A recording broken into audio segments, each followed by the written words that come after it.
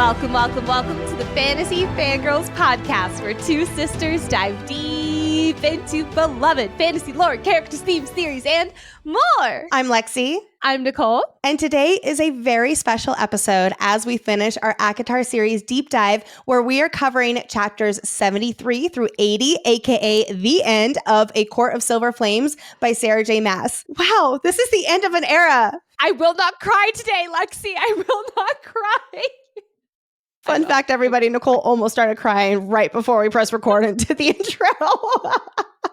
This is 11 months in the making. I can't believe we're here. Me either. Wow. As always, in case you are not familiar with all of these episodes and everything, let's kick it off with our content warning. We're literally talking about the end of Silver Flames today. There are no more ACOTAR books released at this point. So yes, spoilers for all 5 ACOTAR books today, like every episode that has come before this. These deep dives do not, however, have spoilers for the rest of Sarah J. Maas' series, except at the end of every episode with our Maasverse Madness segment. Today's the last one. Oh my God. Actually, I do think that we will have one for our episode on January 6th, our wrap-up ACOTAR episode, because all of your fantastic questions, like half of them include spoilers for the Maasverse. Anyway, all of this to say, we will give a big spoiler warning for the other Maasverse books before continuing our conversations with Crescent City and /or Throne of Glass connections. So with all that said, did you know that this is literally the end of all the ACOTAR books that we currently have? You know what you're getting yourself into at this point. But if for whatever reason you have not finished the series, please do that and then come back. We will be here when you're done. We promise. Next, we of Fantasy Fangirls are adults who say adult things about adult books. In other words, friends, this podcast is rated R. The irony of this being the end of Silver Flames, and yet this might be our tamest, at least Silver Flames episode yet, it is quite shocking. However, it is still us, so you never know what might happen. Please do be mindful of those little listening ears. But in all seriousness, today's episode does cover Feyre's complications in childbirth, so please listen at your comfort level. We will give a trigger warning right before that part in case you prefer to skip over it, but listen to the rest of the episode. And of course, we are so excited to see you at upcoming live events. We are partnering with Barnes & Noble for the Onyx Storm Midnight Release Party on January 20th in Glendale, Colorado. We also have so much in store as podcasting partners at Romantasy BookCon in Los Angeles in February 2025 and in Orlando, Florida in October 2025. We will also be featured guests at Enchanticon in St. Louis, Missouri, August 15th through 17th, and we'll be back at the Dragon Gauntlet in Boyne City, Michigan, September 12th through 13th, all in 2025, with tickets for that event going on sale in January.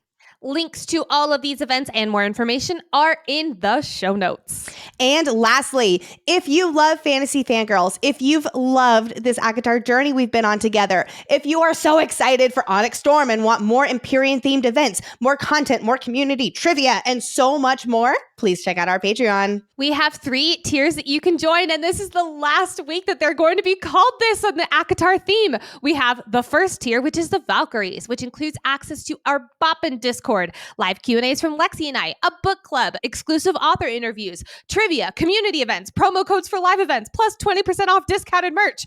That's for $5 a month. That's the first tier. Or you can join the High Fae, which includes everything from the Valkyrie level, plus early access to ad-free episodes, our full episode outlines, and special voting privileges. That's for $10 a month. And last but not least, we have the Inner Circle, which includes everything from the first 2 tiers, plus more behind-the-scenes content, a welcome gift, giveaways, private Discord channel, and your name shouted out on the podcast. That is $25 a month. Join the party at patreon.com/fantasyfangirls. The link is also, of course, in the show notes. And I just want to get a little mushy here for a second, because since starting this ACOTAR journey, Nicole and I have both been able to take Fantasy Fangirls full time. And it's literally because of you and this community. So thank you so much from the bottom of our hearts for being part of this incredible book community. And we really can't wait to see what 2025 has in store. We are so excited. There's already so much on the horizon, and we can't wait to do it all with you. And now it is time to do our last deep dive of this book series. Oh my God. And as a part of that, it is time to kill Brie Allen. Thank goodness she needs to die. One last time, Nicole is going to do us the honor of summarizing what happens in this stretch of chapters. So gather around, friends. We need a final Inner Circle debrief for Silver Flames chapters 73 through 80, the end of this book and series for now. Chapter 73. Nesta and Bellius are locked in hand-to-hand combat. A single word giving Nesta the strength she needs to keep going until the end. Mate. But Nesta is not fast enough to avoid Bellius as his fist connects with her cheek, knocking her to the ground and the other side of her super symbolic line in the dirt. He draws his blade, but before he can use it, blood sprays and he falls to the ground. Rest in pieces, Bellius. We will not miss you. Looking up, Nesta sees a pair of wings, very familiar looking wings, enter stage left, Cassian whispering not so sweet nothings into Nesta's ear, like how he wants to stab her. Cassian, I know she's down to try anything once, but that might be a little far, my guy. Brialyn steps into view. Cassian is under the crown's control. Chapter 74. Using the crown's influence, Brialyn releases Nesta from Cassian's grip before launching into her evil villain monologue. Once she stops yapping and comes up for air, Brialyn orders Cassian to kill. But in true Disney fashion, love conquers all. And Cassian flips the blade in his hand around and starts to plunge it into his own chest. Nesta screams and erupts with power, entering her avatar state with her focus solely on Brialyn. And just like Benjamin Button, Brialyn ages backwards until only dust, ash, and the crown remain. Chapter 75. Nesta rushes to her mate, desperate to save him. She grabs him, flips him over, preparing for the worst, ready to see Wait, what the fuck is this? Cassian's chest is unmarked, unbloodied, and perfectly intact. Yeah, it is. Yeah, it is. Before the two can christen Ramiel with a ride of their own, Azrael and Moore appear. Something is wrong with Feyre. Chapter 76. Everyone is gathered in the gloomy river house. Feyre is in labor months early, and even with her healing abilities, it is not going well, including Nyx's silent arrival into this world. But when all seems lost for this little family, golden light flickers through the room, and Nesta appears, donning all three objects of the trove, her eyes burning with silver fire. Nesta raises a hand to the final 26 string of the harp and plucks it. Chapter 77. Who's ready for an 11 o'clock harp solo? Turns out the 26th string is time itself, and even death says, okay, I'll sit back and watch. Nesta walks to her sister's failing body, holding time firmly in her grasp, and bargains with the cauldron.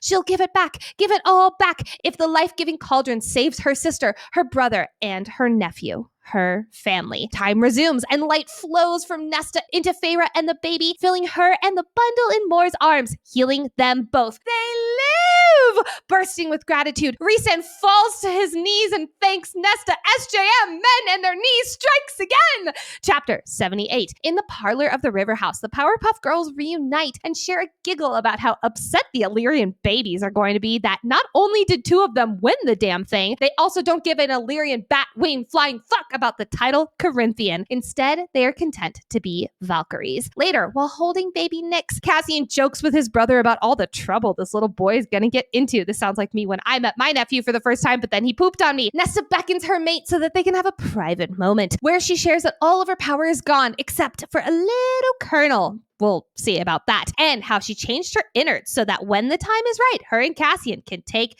that step. But not now. And after convincing Cassian that they need a disgustingly ornate mating ceremony that Rhys will be thrilled to throw all the money at, Nesta finally tells Cassian she loves him. Everyone with me.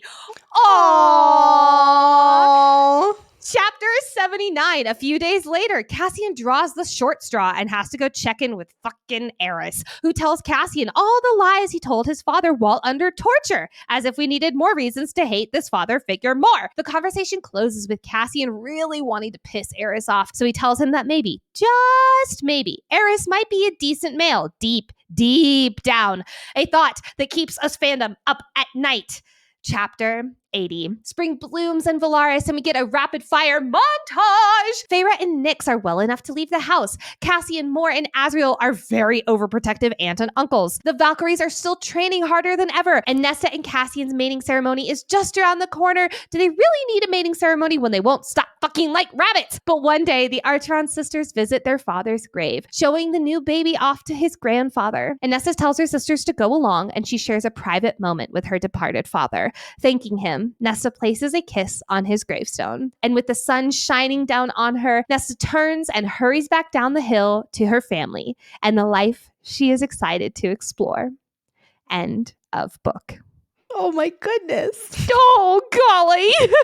Well, friends, cozy season is here, and you know what that means. Hot chocolate. Yummy.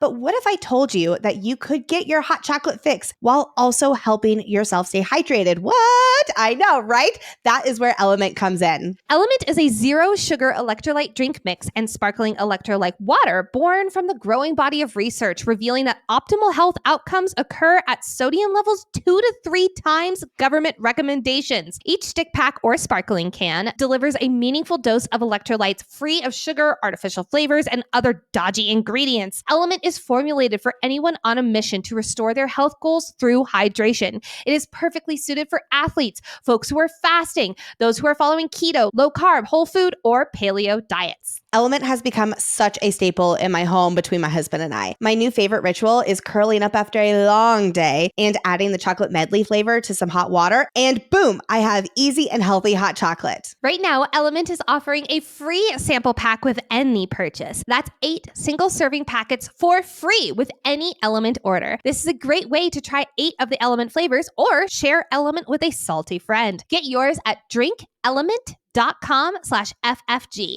This deal is only available through our link. You must go to drinkelement.com/FFG and also try the new Element Sparkling, my favorite. It's a bold 16-ounce can of sparkling electrolyte water. Okay, friends, it's time to step into the cauldron one more time and discuss key insights, character analysis, lore, foreshadowing theories, and oh, so much more. And it's apparently becoming just part of what I say now too, that yes, my voice is still not 100%. It's slowly getting better though. It's a good thing we have like a month and a half off deep dive episodes. Like we'll have obviously like our lead up to Onyx Storm, we'll have our Rakatar wrap up, but like these really long deep dive episodes are going away for a month and a half so Lexi can rest her voice. Yeah. Also because we just don't have a book to deep dive right now.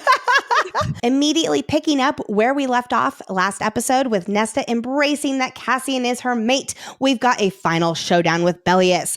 Voicing the word mate may have given Nesta a last little surge of strength, but our girl hasn't eaten in days. She has trekked to this mountain, carried her friend Gwyn on her back until she physically couldn't anymore, and slain Bellius's group. She is exhausted, and Bellius is wearing her down more and more, herding her toward the archway and the line she drew in the sand as a last defense.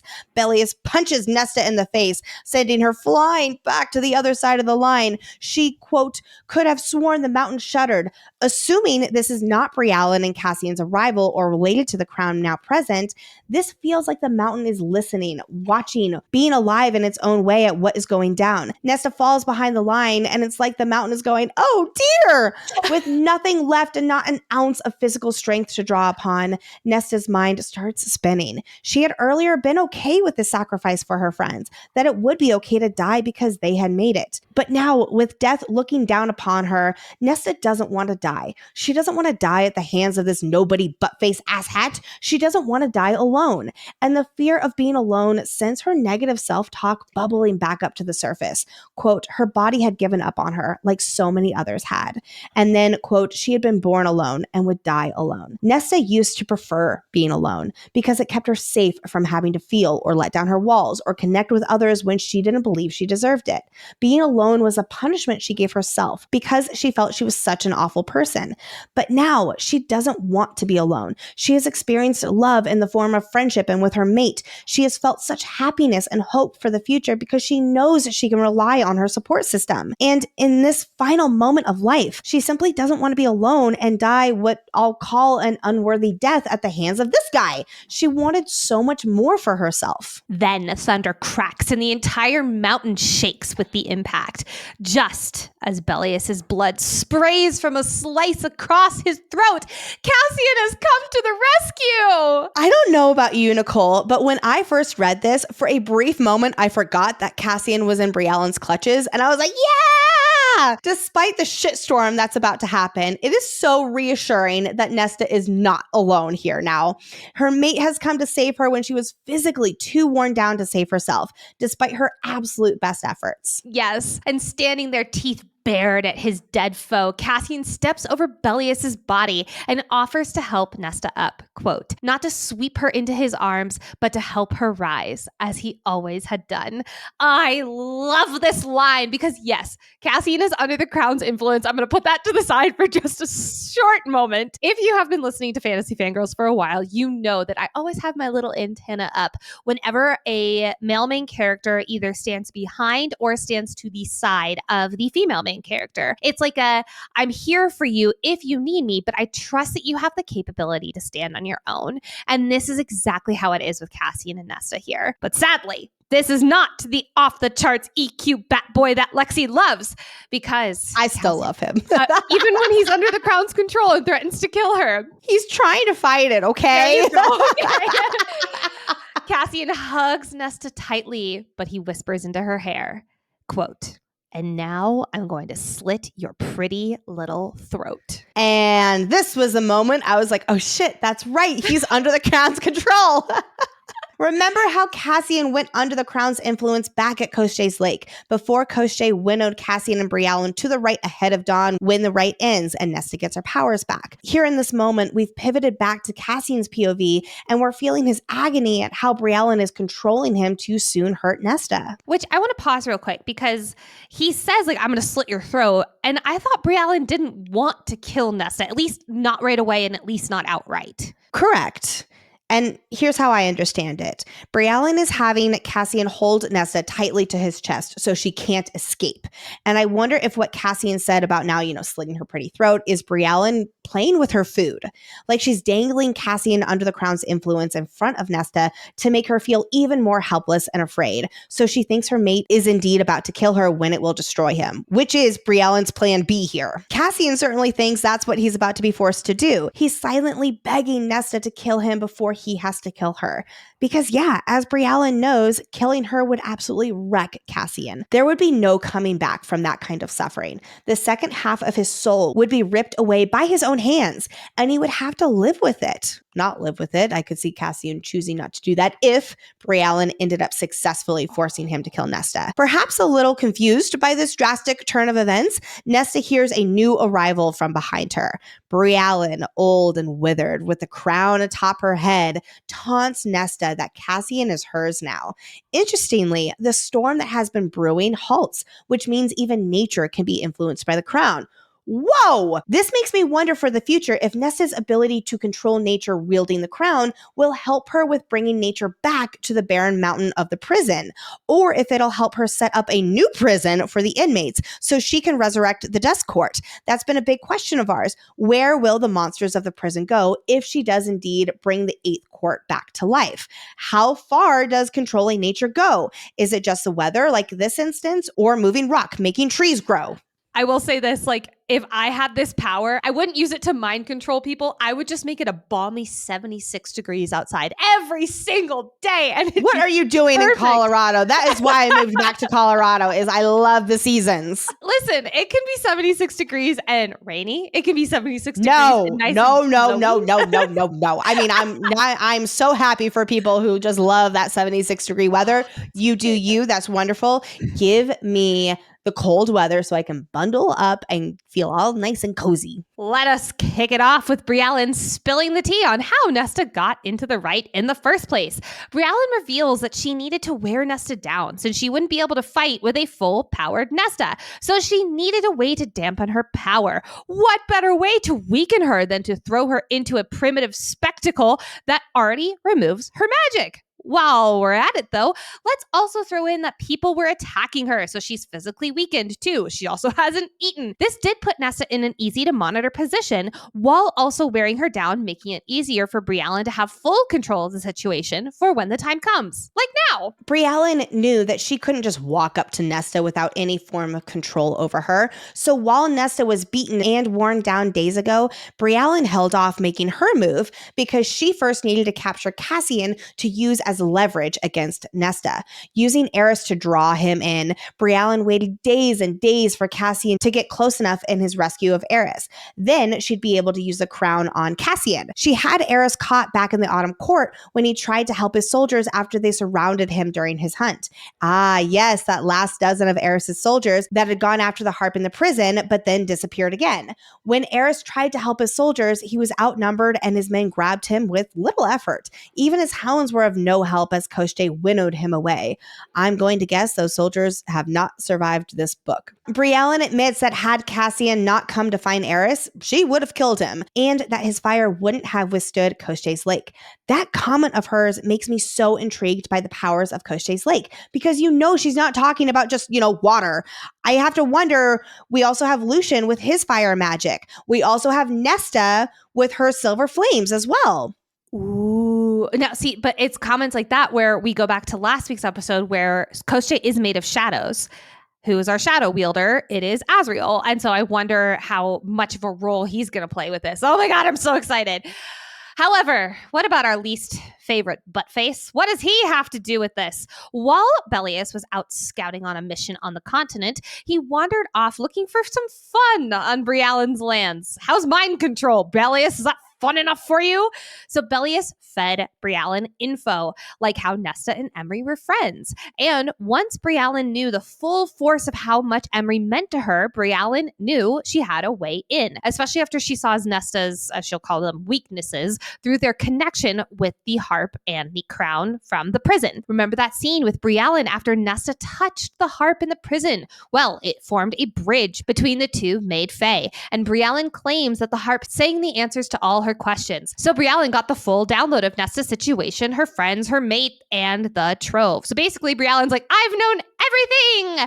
Emery is a weakness, at least in Briallen's eyes. And law or no law, she knew that Nesta would have tried to do anything to save her friend, like go into the blood rite, even though it's against the rules. So the plan was originally to get Emery and just throw her into this bloodbath. But Nesta made it oh so very easy when she went to Windhaven with the other Valkyries. So the other Illyrians took Nesta, Emery, and Gwyn into the rite, since they were all three there, and you might as well make it the complete collection. Side note, we don't know if these Illyrians were under Briallen's mind control because none of them were Bellius, at least as far as we know, because Bellius was being thrown into the rite as all of that was happening. So that is a little unclear. However, Briallen's goal was for Bellius to hunt down Nesta in the blood rite, not kill her. But that Fae wording. She wasn't very specific, just like she will be in a minute. So things started to get a little interesting. She would have ordered Bellius to stand down, but where's the fun in that? And since she finds it oh so satisfying to watch someone kill with the tools that she provides, why not create her own entertainment? What's more fun than a normal blood rite? It's a blood rite with some stabby stabs. She's just basically Plutarch, the game maker at this point, is what's happening. And she finds it entertaining, but the moment that Bellius is about to kill her, she's like, okay, I need her now. Step aside, Cassian, go do your thing. When Nesta pushes Briallen on why she's doing this, why she doesn't want peace, Briallen has quite the simple answer. She wants retribution and power. But more than anything, she wants the trove to give herself more power so she can make herself young and beautiful again. She knew she couldn't retrieve all three objects of the trove alone, so she made Nesta her unwitting partner in collecting these items of power. And Briallen knew the only way Nesta would hand them over is for Cassian, her mate. So that's where it all ties in with Cassian now having to come here and all of that. Once Briallen has the power of the trove in her hands, she claims she won't kill Nesta and Cassian, but Nesta can smell the lie on her. Yeah, right, you'll just let us walk away, Briallen. Like, come on, get out of here. So with all of that said, Briallen proposes a deal with Nesta. Trade the trove for Cassian's life. With Nesta thoroughly Fae now, Briallen knows that Nesta would rather let the world turn to ash before she lets her mate die.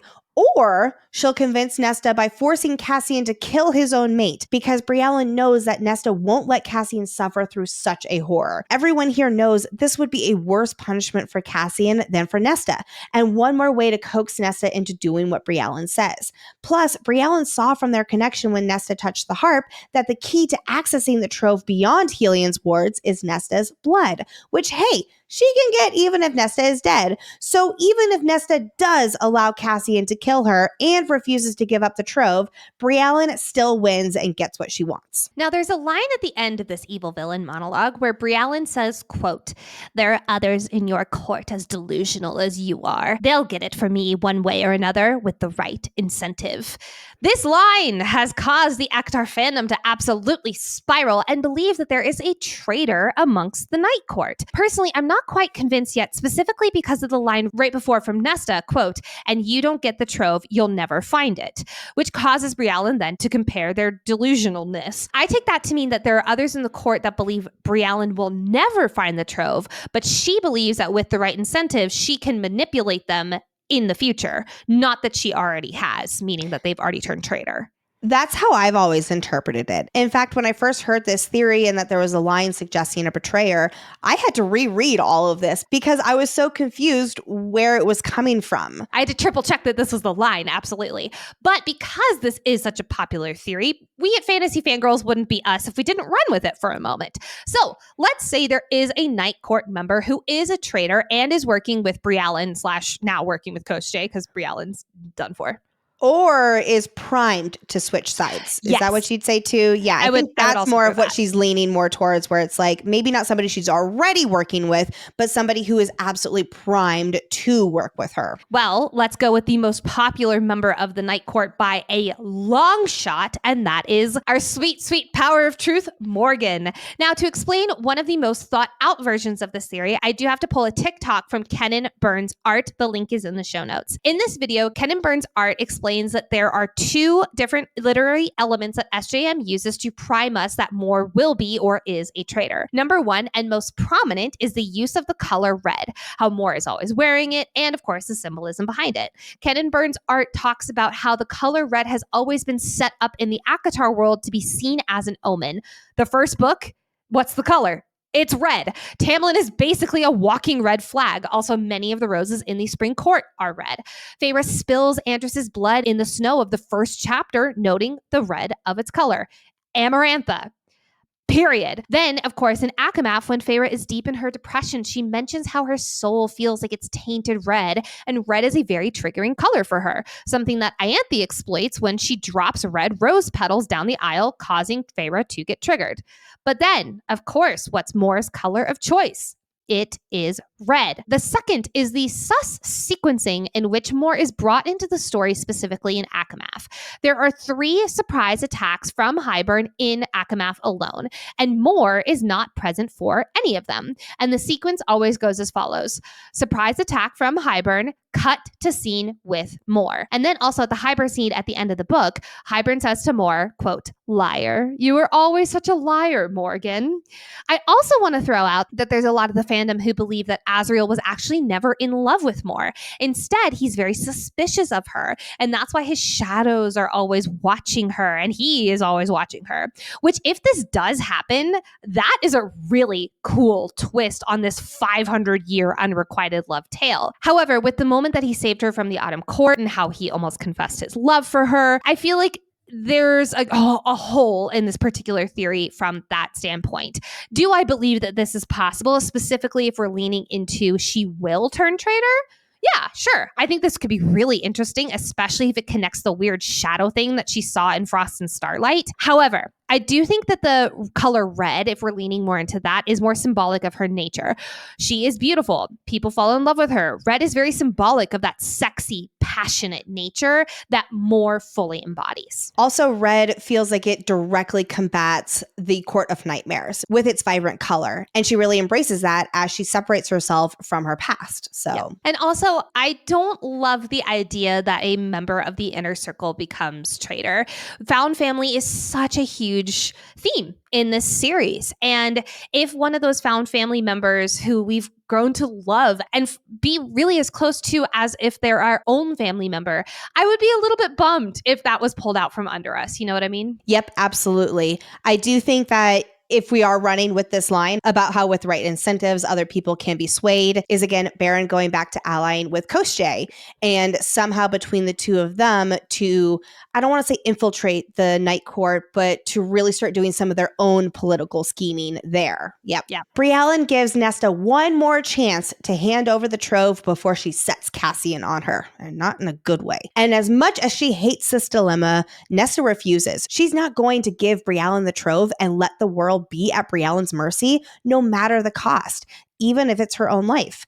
So Briellen toys with her prey again, because hey, this villain has had this plan in motion for months and she's all for drawing out the situation. This is entertainment for her, but she's definitely not watching the clock here because dawn's coming up. She makes Cassian pull Nesta up and hold the knife to her throat while his eyes plead with her out of fear and love, so terrified for what he's about to be forced to do. Knowing that death is coming, Nesta lets all the love in her heart shine through her eyes so Cassian can see how much love she has for him.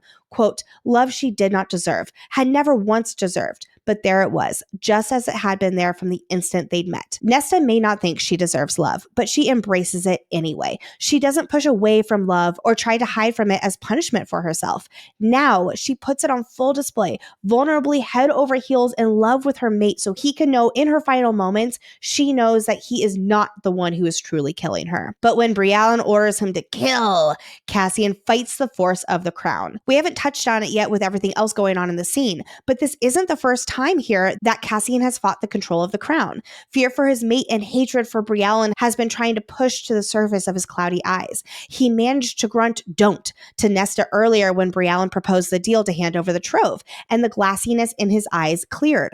The mating bond and fierce protection for Nesta runs deeper than even the crown's powers. Cassian is a powerful Illyrian with a strong will, and he is a mated male fighting this crown's influence for the sake of his mate and her survival. And here, with the order to kill, Cassian pushes against the crown's control with a roar, and of his own free will, he takes advantage of a loophole in Briellen's command. She said to kill, but not who to kill, and he would rather put this blade through his own heart than to put it through Nesta's. Because of course my love Cassian would. I love it! That's not happening on Nesta Archeron's watch, though. Nesta erupts with the full force of the cauldron. With the force of love and hatred and fury, she explodes the entire world. Avalanches run down the cliffs in the distance. Trees topple over. Glass shatters in Valaris. Books tumble off the shelves in the day court, this time not from Helion's passionate lovemaking. The remnants of the old Archeron cottage turns to rubble.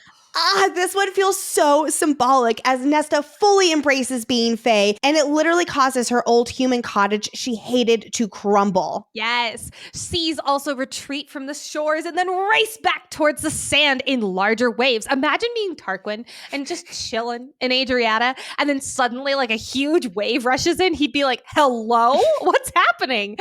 But as all this is going down, Nesta only has eyes for this bitch, Briellen. She tackles the old crone's frail body to the ground, and Nesta could only scream as she grabs her by the face and makes out with her. Just kidding. And using the full force of the cauldron, she unmakes Briellen before her very eyes. How Harry Potter and the Sorcerer's Stone movie here. Yes! Oh my God. Briellen's old hands turn young. Her wrinkled face goes back to its beautiful youth, and her white wispy hair shows Voldemort on the back. Oh my God! It turns back to its onyx black. But now the youthful woman suddenly turns to ash, her pretty face dissolving into nothing but dust on the wind, until all that is laid before Nesta is the 3 spiked crown on the ground. Huzzah! Huzzah! Huzzah! You know what else deserves the biggest huzzah? Is today's sponsor, Lumen. Lumen is the world's first handheld metabolic coach. It's a device that measures your metabolism through your breath. And on the app, it lets you know if you're burning fat or carbs. It also gives you tailored guidance to improve your nutrition, your workouts, your sleep, and even your stress management. This is why we have this. All you have to do is breathe into your Lumen first thing in the morning, and you'll know what's going on with your metabolism, whether you're burning mostly fats or carbs. Then Lumen gives you a personalized nutrition plan for the day based on your measurements. You all, it is so cool. I love a good app, and this is just absolutely fantastic. You can also breathe into your Lumen before and after workouts and meals, so you know exactly what's going on with your body in real time. And Lumen gives you tips to keep you on top of your health game. It is so exciting, especially as you head into the new year and have health goals. This is such a great companion for you. Also, who knew this technology exists? This is so cool. Your metabolism is your body's engine. It's how your body turns the food you eat into fuel that keeps you going. Because your body's metabolism is at the center of everything you do, optimal metabolic health translates into a bunch of benefits, including easier weight management, improved energy levels, better fitness results, better sleep. My goodness, the list goes on. So if you want to take the next step in improving your health, go to lumen.me/FFG to get 15% off your Lumen. That is LUMEN.me/FFG for 15% off your purchase. Thank you, Lumen, for sponsoring this episode. In the aftermath of Nesta's powers eruption and unmaking/killing Briallen, she and Cassian finally have their true reunion. He's unhurt. He didn't stab himself before he could be released from Briallen's control, thank goodness. Wasting no time, Nesta tells Cassian with all the love in her heart, "You are my mate, Cassian," finally embracing and voicing their bond out loud directly to him, not just to Bellius or even kinda to herself from a week ago when she was at Emery's and planned to start her life with Cassian the next day. And our two lovebirds kiss, but not just any kiss, a mate's kiss, quote, one that set their souls twining, glowing. The mating bond biologically at work, as if it's strengthening with this final embrace of the term from Nesta. There's so much unspoken between them, especially from the last time they saw one another when she pushed him away at the Sidra. It's like Nesta wants to make it right, completely clear the air as they move forward with this beautiful life together, filled with joy now that they're reunited and survived this whole ordeal. But this warm and fuzzy reunion is cut short.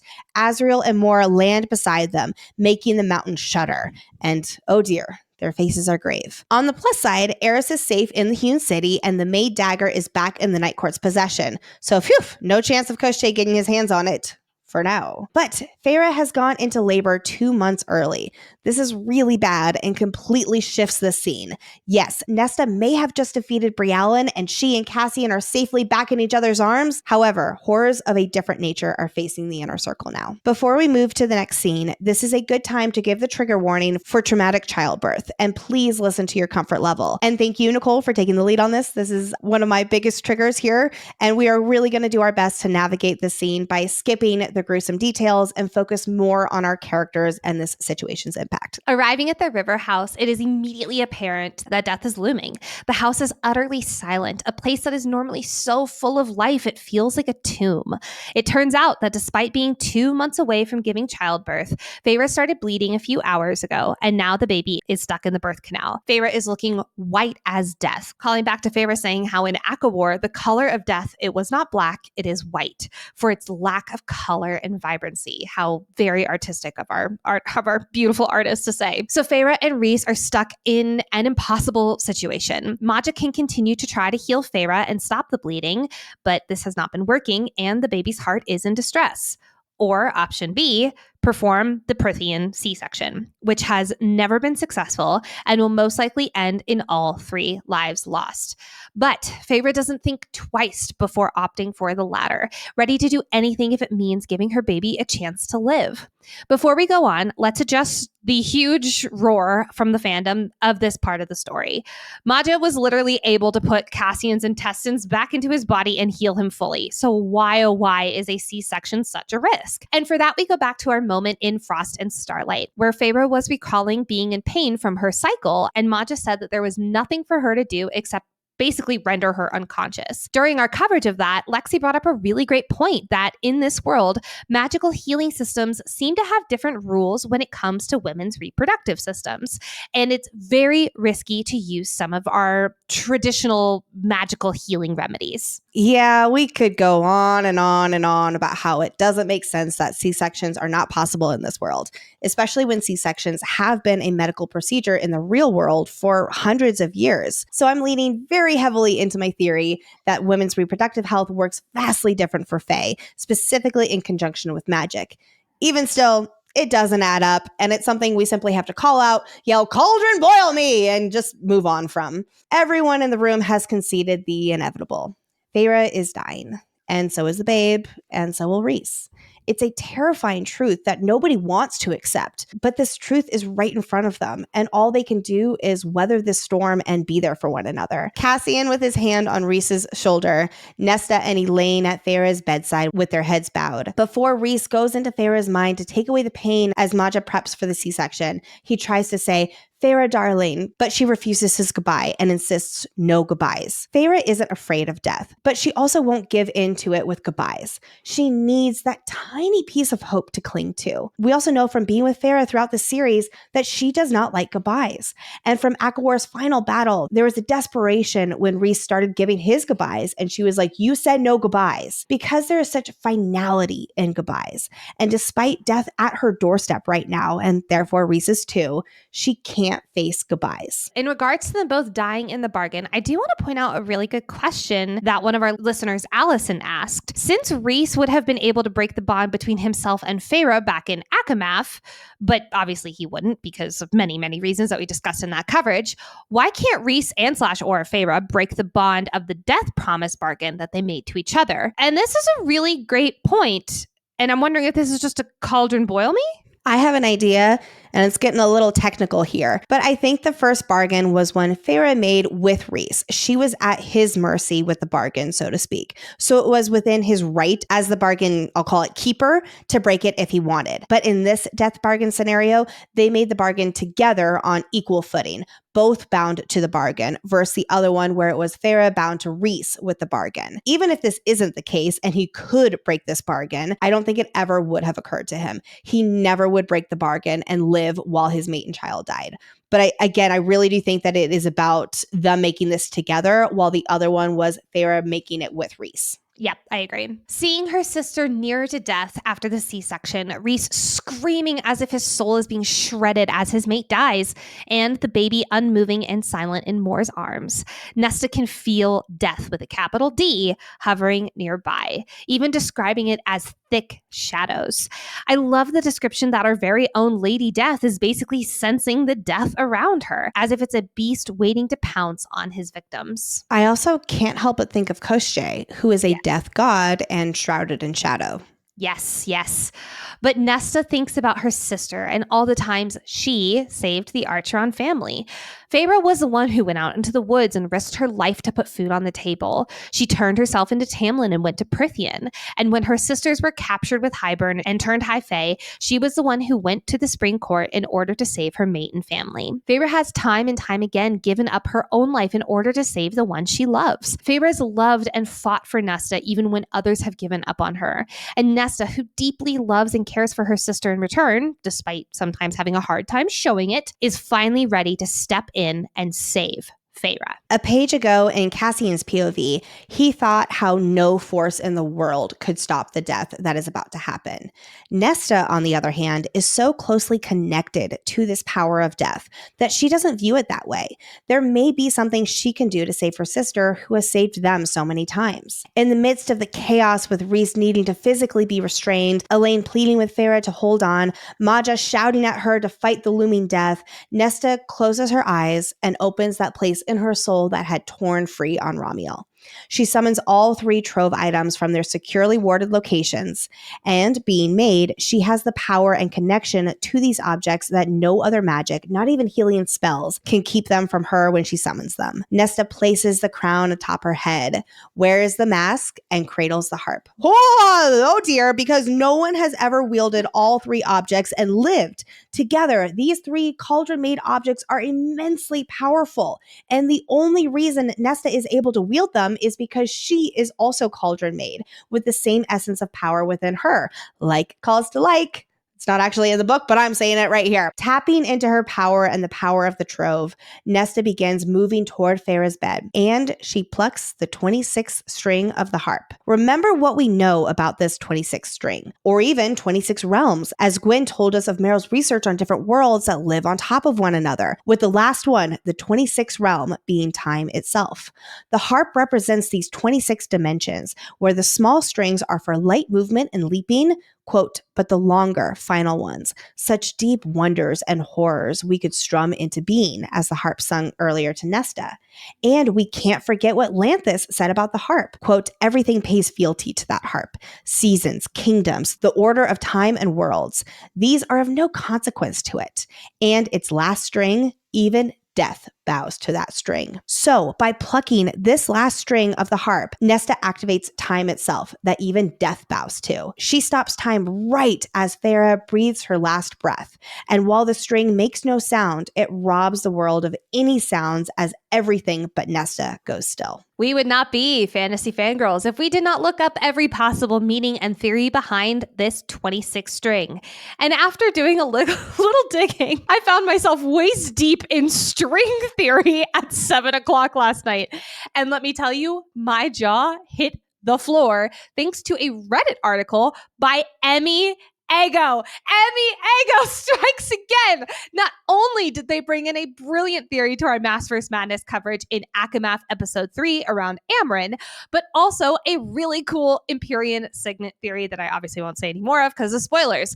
So bless you, Emmy Ego. You are on another plane of existence when it comes to intelligence. We will put the link to Emmy Ego's article in the show notes, but please do note that it does bring in Maasverse spoilers. I, however, am leaving those out of this part of the discussion. I am going to do my darndest to do this justice, but I am not a physicist or Emmy Ego, so please do be kind to me as I pull out like string theory for dummies. Meryl believes that there are as many as 26 worlds, all living one on top of the other. And as we learn here, the 26th string of the harp, which is absolutely somehow connected to these 26 dimensions, is time itself. Let's move into string theory, though, which is also called the theory of everything. It is a theoretical framework that is pinpointing that all objects in our universe are composed of vibrating strings of energy. But one of the main hypotheses in string theory is how there are extra dimensions, specifically in space-time. 26 dimensions to be exact, with one of them being, yep, you guessed it, time itself! To tie all this together, string theory is used to also explain the possibility of multiple universes or parallel universes. Also, string, harp, string, pluck string, 26 string. That is all I have on string theory, though, because once the word quantum chromodynamics came up in my research, I had to stop before I exploded and became the 27th dimension. That's really cool. As she feels death enveloping this room, hanging over Feyre and the babe, Nesta wields the mask to halt that too, keeping death at bay from taking her sister and the baby. So we know from this that Feyre does not actually die and come back to life. She is just literally on the very, very cusp of death. And then between the harp and mask, it stops her from actually dying. Now we have a soft, kind, lovely, familiar voice of the mother whispering to Nesta, quote, in the beginning and in the end, there was darkness and nothing more. Now, friends, we have heard this phrase twice before in Silver Flames. The first time was the prologue of this book, right when Nesta is forced into the Cauldron. And the second time was when Nesta scried for the second time in this book, as she searched for the mask while she drifted in liquid night. I'm going to do my best to interpret this phrase, at least as far as I understand it. Quote, in the beginning, it indicates the very essence of existence before creation or form, whether that's the world, a soul, or a person, or even a transformative journey like Nesta has been on. And then we have, quote, in the end, signifying the inevitable destination we all face, death. It's the nature of life and experiences. Quote, there was darkness. We've talked endlessly about the symbolism of darkness in this series, from Feyre learning about the different kinds of darkness, to Nesta understanding that in order to embrace the good, there is darkness to overcome or even allow in the passenger seat. So the way I read this quote, "there was darkness," is that there is a beginning and the end, and along the journey is the darkness. Then we get the final line, quote, "and nothing more," which I think of it as stripping everything else away, leaving existence at a base state, like your most raw and true self. It honestly reminds me a lot of Feyre looking into the Ouroboros mirror when she has to face her own darkness to accept herself at her very core, not unlike what Nesta's journey has been about throughout this book either. As Nesta wields all the trove objects and taps into her power, she is not trying to defeat or outrun this darkness. She is embracing it as part of herself and how it is part of her essence even when everything else is stripped away, which reflects the cauldron itself too, how it embodies the literal nature of creation, destruction, and renewal. So this phrase that the mother speaks represents the raw, cosmic energy of the cauldron itself, and therefore Nesta's powers, the source of life and death in this universe. Would you say that's vibrating string energy that Nesta represents? Because I would. I'm just going to be honest here.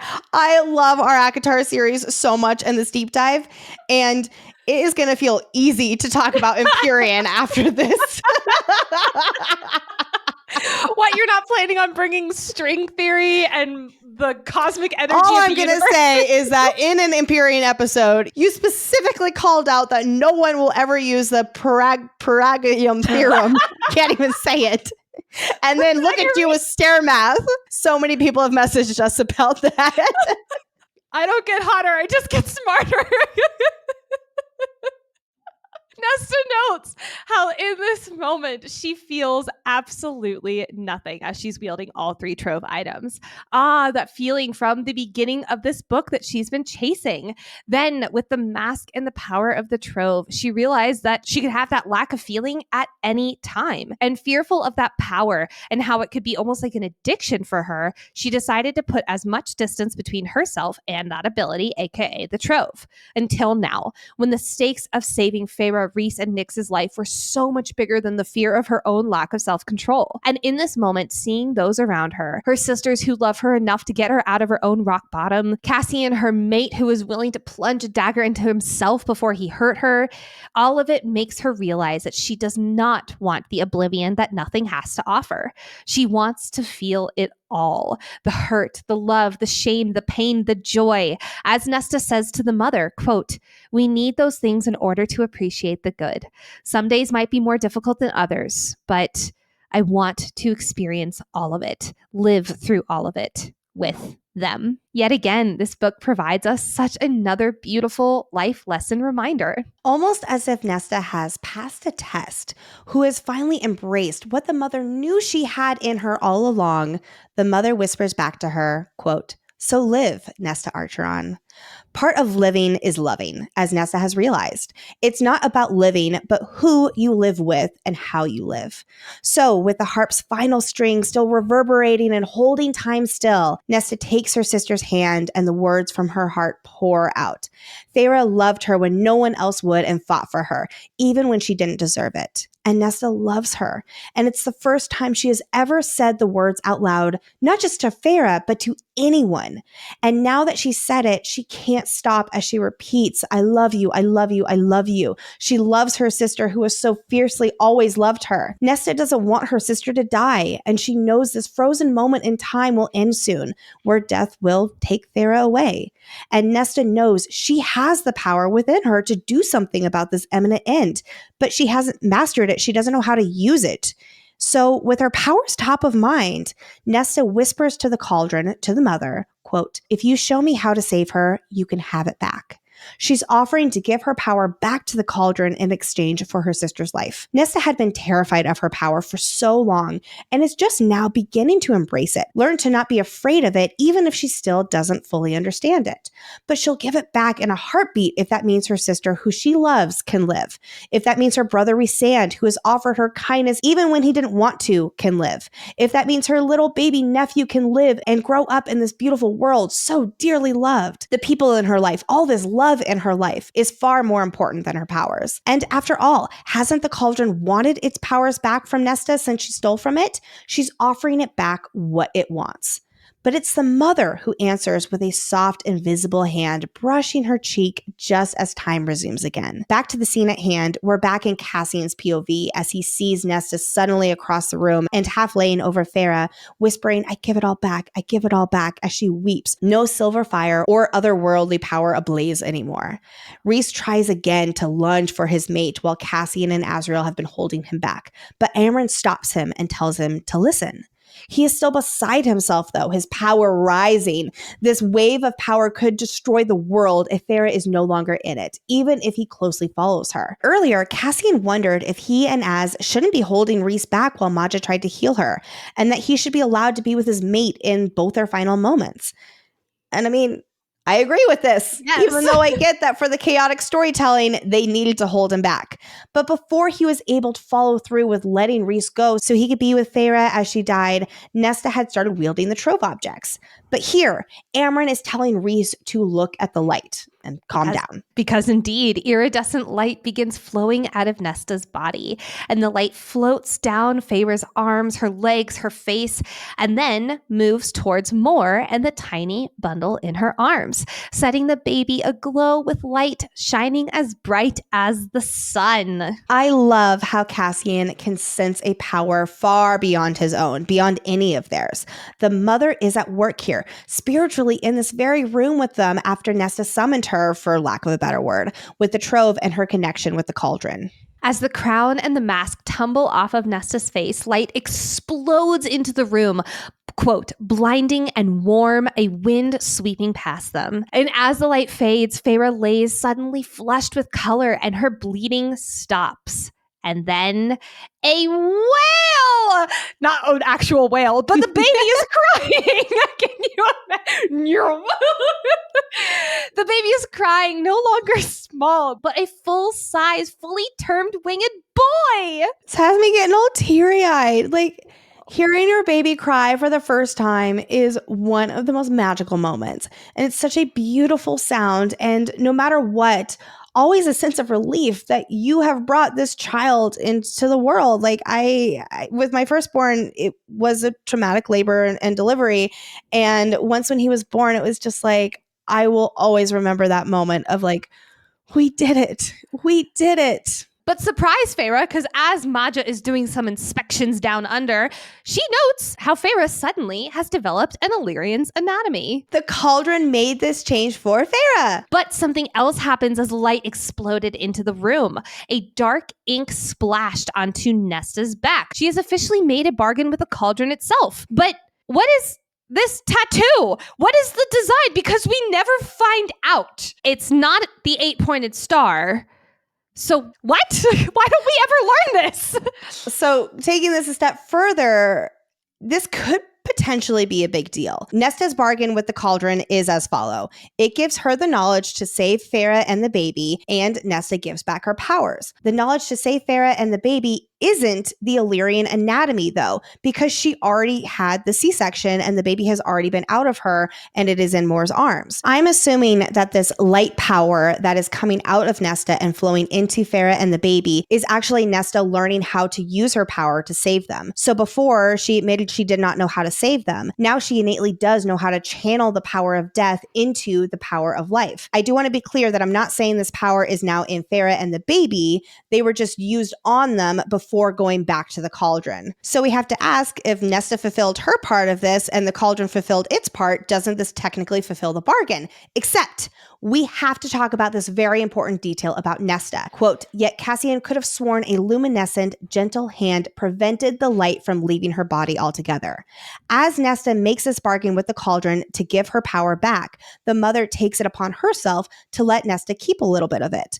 Again, I think it's because she sees the good in Nesta and she is proud as a mother that her child has embraced this life worth living and that she has come into her own on this journey. And the mother deems Nesta worthy of keeping some of this power because of her sacrifice. But going back to the bargain, does this mean the bargain is unfulfilled since Nesta did not give back all of her power because the mother ensured she kept some? So does this mean that Nesta still has the bargain with the Cauldron until she gives back all of her power?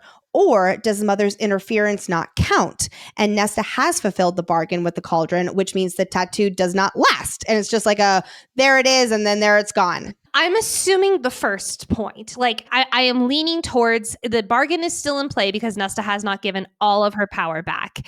So that means that Nesta has this mystery tattoo on her back that I'm assuming we're going to figure out what it is in ACOTAR 6. Maybe. So bargain aside, let's talk about Nesta's remaining power. We don't get confirmation of this as the book wraps up, but I have a feeling that this all-consuming power that she previously had is now dialed way down. From being almost unmanageable within one person to being more manageable that will give Nesta a better opportunity to learn how to use it. It also leaves us with a lot of questions about the strength and versatility of Nesta's power. Like, is Nesta still able to make objects? Can she conjure her cold fire, this power of death? We know she can still wield the trove based on her saying multiple times after this that she has a crown of her own. What else is Nesta capable of? Is she also capable of this life-giving power still? Because if she does have the power of death, I do also want to adjust that Rhys is like, her power is death. It's death and life because she is the power of the Cauldron. So you know how earlier when Rhys calmed her from her dream and he was like, that was just the surface of it? I think that her power was so incomprehensibly deep that now she just has this little trickle left, and it's actually still amount of power that matches with Rhys's, etc. I agree. So before, like I was saying, it was completely unmanageable for it to be within one person. Like Rhys could not even fathom how that was all within her. It was the entire premise of this book and how she didn't want to touch her power because it felt so uncontrollable and terrifying. Exactly. And now she has a better opportunity to learn how to use it. Yes. God damn it, I need this next book so badly.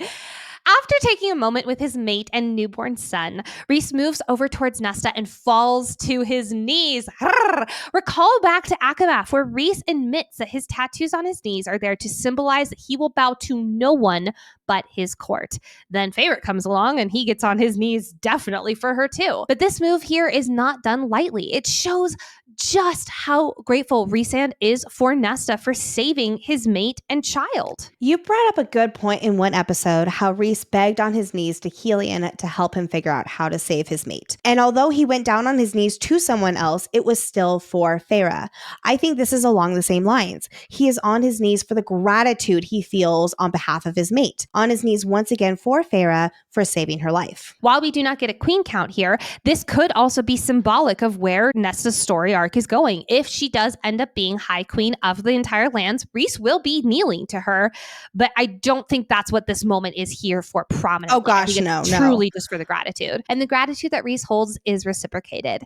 As Nesta throws her arm around her brother and hugs him tightly, quote, Rhysand, her brother. Note that she's still calling him Rhysand, though. That's what he was, wasn't he? Her brother, who would offer her kindness even when she knew he wanted to throttle her. These two are not perfect by any means. They are so similar to the point where they butt heads regularly, and I have a feeling that will continue. But here they found their common ground in realizing that they are indeed a family above all else. Families don't need to see eye to eye, but here they decide that the love they share for the mutual people in their life is far more important than them both being right or getting their way. I just love this moment so much. And it's so true. Nicole, we've definitely had our fair share of disagreements as sisters and as co-hosts whenever we're covering Empyrean. But there is one thing I know we can definitely agree on, besides most of our ACOTAR theories, and that is that we are both obsessed with our Miracle Made sheets. Yes, these sheets are infused with silver that prevent up to 99.7% of bacterial growth, leaving them to stay cleaner and fresher 3 times longer than other sheets. The other day, I was looking over at Brett. I was like, should we wash our sheets soon? And he goes, you know, these are 99.7% more with the bacterial growth. And I was like, touche, sir. Using silver-infused fabrics inspired by NASA, Miracle Made sheets are thermoregulating and designed to keep you at the perfect temperature all night long, no matter the weather. So you get a better night's sleep every single night. Miracle sheets are luxuriously comfortable without the high price tag of other luxury brands and feel as nice, if not nicer, than sheets used by some 5-star hotels. I swear, I look forward to this every single evening. Is that exact moment when I just snuggle up in bed and I feel nice and cozy in my Miracle Made sheets. sheets. You can go to trymiracle.com/FF to try Miracle Made sheets today. And if you order today, you can save over 40%. Plus, if you use our promo FF at checkout, you'll get 3 free towels and save an extra 20%. Miracle is so confident in their product that it's backed with a 30-day money-back guarantee. So if you aren't 100% satisfied, you will get a full refund. Upgrade your sleep with Miracle Made. Go to trymiracle.com/FF and use code FF to claim your free 3-piece towel set and save over 40% off. Again, that is trymiracle.com/FF to treat yourself. Thank you so much, Miracle Made, for sponsoring this episode. With this miracle of a happy ending for Farah, the baby, and Reese, let's say hi to Gwen and Emery again. They've been waiting in one of the parlors of the River House, still in their torn and bloody clothes from the blood rite, but magically all healed. Turns out, when they touched the onyx monolith at the top of Romuel, it transported them straight here to the River House and also completely healed them. As we discussed last episode, the onyx monolith not only winnows the winner away from the top of the mountain, it also heals every wound of who touches the stone the moment they are whisked away. Gwen notes that she thinks the stone brought them here of all places because it's where they were needed most, instead of, say, back to Windhaven where they were initially taken. I love this mysterious and powerful magic of the onyx monolith, and I definitely think we'll learn more about it, how it came to be here, what its role in history is in a future book, because the fact that its ancient power takes you where you're needed most and completely heals you, I'm increasingly convinced it's got a direct connection to the Cauldron and some otherworldly power, and it was very important to the Daglin. Yep, you and I are so in agreement there. Now remember, when these 3 parted ways, Nesta hit the magic pressure point button on Gwen, causing her to go unconscious, despite Nesta's promises to have them all face the ending battle with Belius together. So naturally, Gwyneth is a little pissed off. She says to Nesta, quote, "I should never forgive you." Note that it is not "I will never forgive you," insinuating that she will absolutely forgive Nesta for what she did. But she definitely hasn't forgotten it. But why is forgiveness a given between these 3? Because they are a family. There is so much love between the 3 of them, especially as Nesta says, forgiveness is for a later date. Let's celebrate your victory in the rite. Nesta turns to Emery, concerned for the repercussions for her friend with what happened in the rite. Will Emery's family, like her uncle, punish her for what happened to her cousin Belius? I love the little detail that Nesta's first instinct is to pay the family a visit with the Dread Trove. She's so protective of her friend, but damn, Nesta, I don't think you need to go the full might of the trove to destroy a few terrible Illyrian males. Like, Ataraxia will do just fine. Quote, "which is why the trove should be kept far away from her." I got to agree. My goodness. I mean, don't get me wrong. Her family deserves it. But still, at this moment, Moore is winnowing the 3 trove objects back to the place Nesta had summoned them from. We know that the mask was being held at the Moonstone Palace, guarded by healing spells that Nesta easily broke through. But we don't know where the harp and the crown were being kept because they specifically said they need to be kept in different areas. I do also just want to point out, if we're looking at the Moore might become a traitor theory, Moore taking the whole Dread Trove alone could be a nod to that as well. Interesting. So while Nesta can retrieve the trove anytime she wants, she still mindfully wants them to be kept away from her. She doesn't trust the power they give and what she would do with that power. Back to Nesta's question to Emery, though, because Emery brushes it off. Deaths happen all the time in the rite, and Belius fell in combat. After all, one of his fellow warriors turned on him during the hike up Romuel, right? Establishing that the truth of what really happened on the mountain will stay a secret between only those who need to know, which does include the Inner Circle. Nesta shares what happened briefly to catch them up. However, there will still be some moments that Nesta keeps private for just her and her sisters in arms. They have earned that in their circle of trust. And it's so wonderful that they have this even deeper bond of their shared experience that only they know the full details of. All of this to say, Belius' fight with Nesta will not be common knowledge among the Illyrians. I would include Briallen's involvement in all of that as well. However, there's more of a paper trail with that, and we don't find out how much the Illyrians learn about Briallen's interference. For instance, I doubt it'll stay a secret that weapons were smuggled into the rite. And of course, Cassian technically broke the law by coming into the rite when he wasn't supposed to. Nesta thinks, quote, Cassian had clearly been brought into the rite against his will. Hopefully, no one would ever challenge that fact. Two things we can gather from this. Number one, there's no way for his arrival to Romulo to stay a secret, which makes me believe there is some magic at play. But number two, at the same time, breaking the law does not magically sentence Cassian to death as if it's a bargain, like we had questioned a few episodes ago. Since it's a technicality that should be overlooked by the Illyrians, I'm going to assume this means that while there might be intrudal or a magic where it's unavoidable to pretend Cassian was never there, it's the Illyrians who would judge the injustice and carry out the executions, if that makes sense. And since Cassian was forced against his will, it shouldn't count that he broke the law. I feel like this would be a little more complicated than the end of our story makes it out to be, considering how much the Illyrians hate Cassian. They would probably love an opportunity to strike down their bastard-born leader, technicality or no.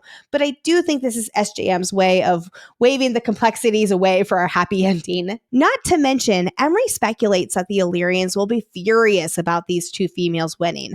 I know we've wondered on the podcast these last few episodes if this will be a source of conflict moving forward with the Illyrians.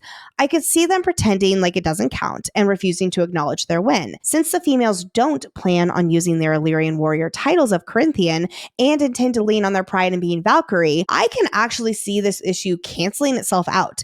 The Illyrians are upset, but because the females don't care, the conflict of whether this counted fizzles out. I could almost see it that way, or the antithesis where because they don't care, they're like, it's almost that double slap in the face, right?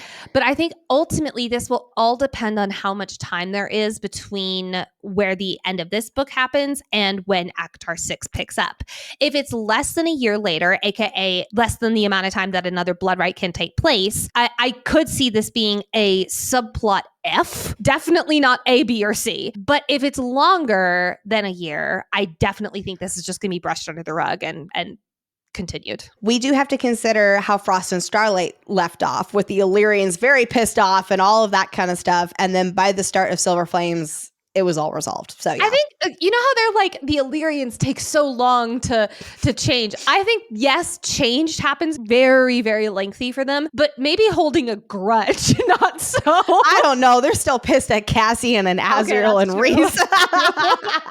The Illyrians' anger is not going to get our trio down, though, because at the end of the day, Emery and Gwen have no desire to be associated with them, like Lexi mentioned. Instead, they would rather be called a Valkyrie through and through. Huzzah! This does go back to my question with ACOTAR 6 and where it starts. I do wonder if these three will have more recruits for the Valkyries Reborn, and as they're gaining more and more in numbers, because I see them having their own, I'll call it, training program, but maybe doing some kind of training with the Illyrians eventually. I don't think it'll happen while Devlin is in charge. But Balthazar, definitely, I could see him leading a training unit of, I love how we're just convinced that Balthazar is going to be like the ceiling breaker of the Illyrians. So I love that idea. We also do have to take into consideration the priestesses and their readiness with going out into the world. That's why I wonder if it's going to be not only priestesses, but we do know from our Frost and Starlight coverage, though, that there are people in Valaris who wanted to go and fight and sadly did not come home from the war. So I could see some of them wanting to go and like become part of the Valkyries Reborn.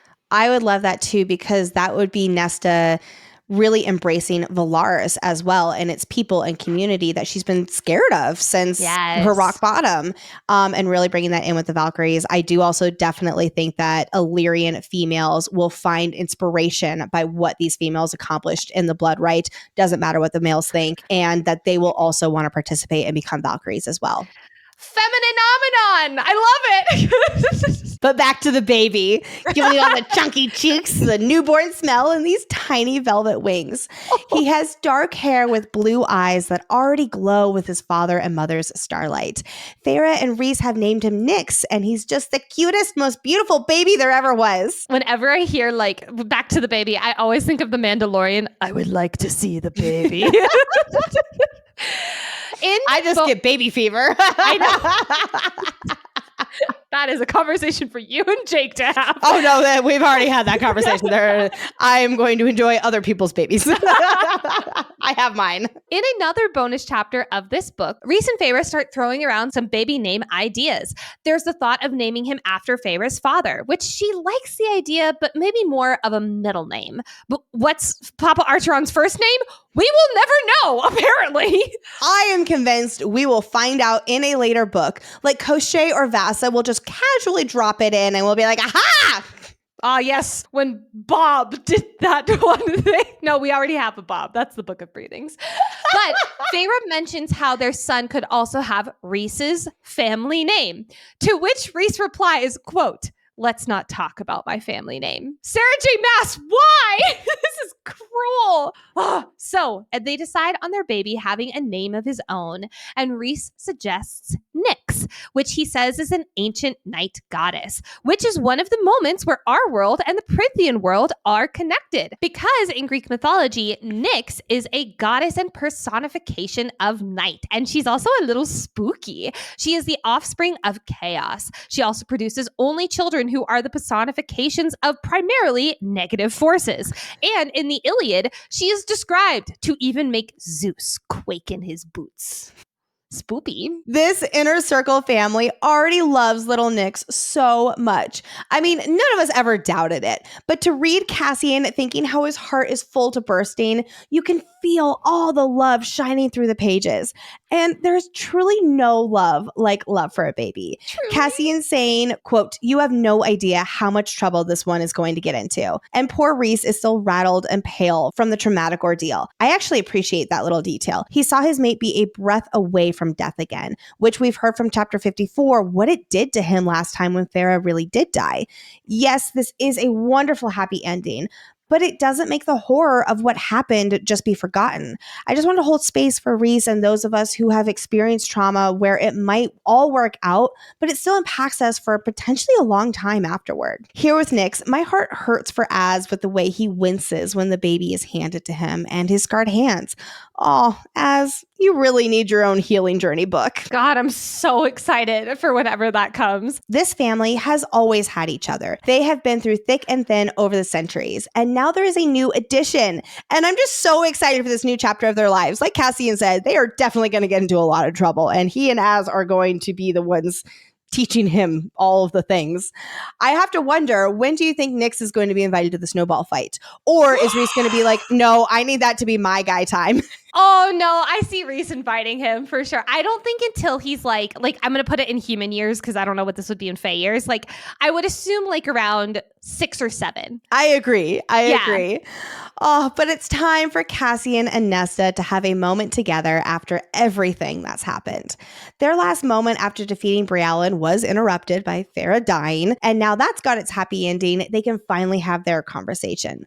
First, Cassian asks if her power's really gone, to which Nesta explains that she gave it back in exchange for the knowledge of how to save them. But a little remains. The mother stopped the Cauldron from taking it all. And Feyre isn't the only one who now has an Illyrian womb. Remember that this change was not technically the knowledge of how to save them as Nesta bargained with, because she had a C-section. And so it must have been Nesta's power of life that brought them back, and then she made these changes to ensure the family doesn't have to go through this ordeal again. I do also wonder if when she changed to an Illyrian anatomy, a lot of the bleeding stopped, at least. Yes. Oh, you're right. Issues, the bleeding had stopped. Yes, there were multiple issues going on, and that was one of the things that helped. Yes. So wait, this means Nesta's got her own Illyrian womb too.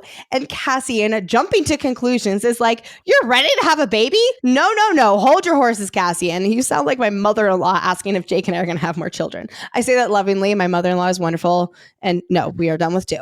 Nesta is looking ahead to the future, which feels so full of possibilities and hope and love. She's not ready right now for a baby, but when the time is right, her body will be able to handle a baby with wings. I just love this Nesta who is looking ahead to the unknown and knows that she has her mate by her side for the journey ahead. I wonder if by the end of the ACOTAR series, so a few books from now, if they will end up with a baby. Because Cassian as a dad, oh my God. Oh my God, I'd be done for. Anyway, Cassian processes how Nesta gave back most of her power and what that means. He carefully lets her know that she could have ruled the world with her power. And she's like, damn it, you tell me this now? Then I totally would have kept my power and let that family of 3 die. Just kidding. She assures her mate that she doesn't want to rule the world. All she wants is him. In a page or so, she'll even say she already has a crown. She just wants Cassian. This scene right here could debunk our whole prediction about how Nesta will resurrect the 8th Court, the Dusk Court, or that she'll become High Queen. If anything, I feel like it shows that she doesn't need any of it to feel complete. But I'll share more of my thoughts with all of that in Maasverse Madness. I believe, first and foremost, Nesta is a warrior. And if she becomes a ruler in her own right, it will be another kind of self-discovery journey for her to embark on, where she learns how to embrace what she is destined to be. So I have a question for you. The queen counts, all the queen mentions, the foreshadowing. Do you think it's been leading up to her getting the crown of the Dread Trove by the end of this book? And all of that was for naught? There sure is a lot of emphasis with her already having a crown, but I don't know. Not really. I don't think so. I think either. this is a hill that I am willing to die on. It would feel pretty anticlimactic if all of the queen foreshadowing is just for her to be the wielder of the crown, which is only one of the 3 Dread Trove objects. I'm not discounting its power, but it would feel anticlimactic if that was all kind of thing, especially with the 8-pointed star. We've also been leaning into this queen without a crown. Queen, she looks like a queen for not just this book, but for the entire series. And I don't think SJM had the idea of the crown of the Dread Trove in ACOSF when this was already happening. I think that she had the idea of Nesta possibly resurrecting the 8th Court. Because that just feels so monumental and huge. And you make a great point about the 8-pointed star. Oh, what's on the floor of the prison? The 8-pointed star. So yes, back to the 8-pointed star. It's significant to the prison and it was on her back. That is not a coincidence. And we know also with the 8-pointed star being in the prison, she was brought to that location by the harp, which she also has a direct connection to because she is made. And we also cannot forget that the cover of this book is a setting sun that we assume represents the dusk. With them both having accepted and definitely consummated the mating bond, there's only one more mating tradition to do. With no canned soup around, Nesta offers Cassian 2 food options. Number 1, here's a stale pocket biscuit that Nesta swiped off a tray in the birthing room. Or 2, a disgustingly ornate mating ceremony with a formal food offering. You would not have to tell me twice. I have a bone to pick with this biscuit from the birthing room. Where is the sushi?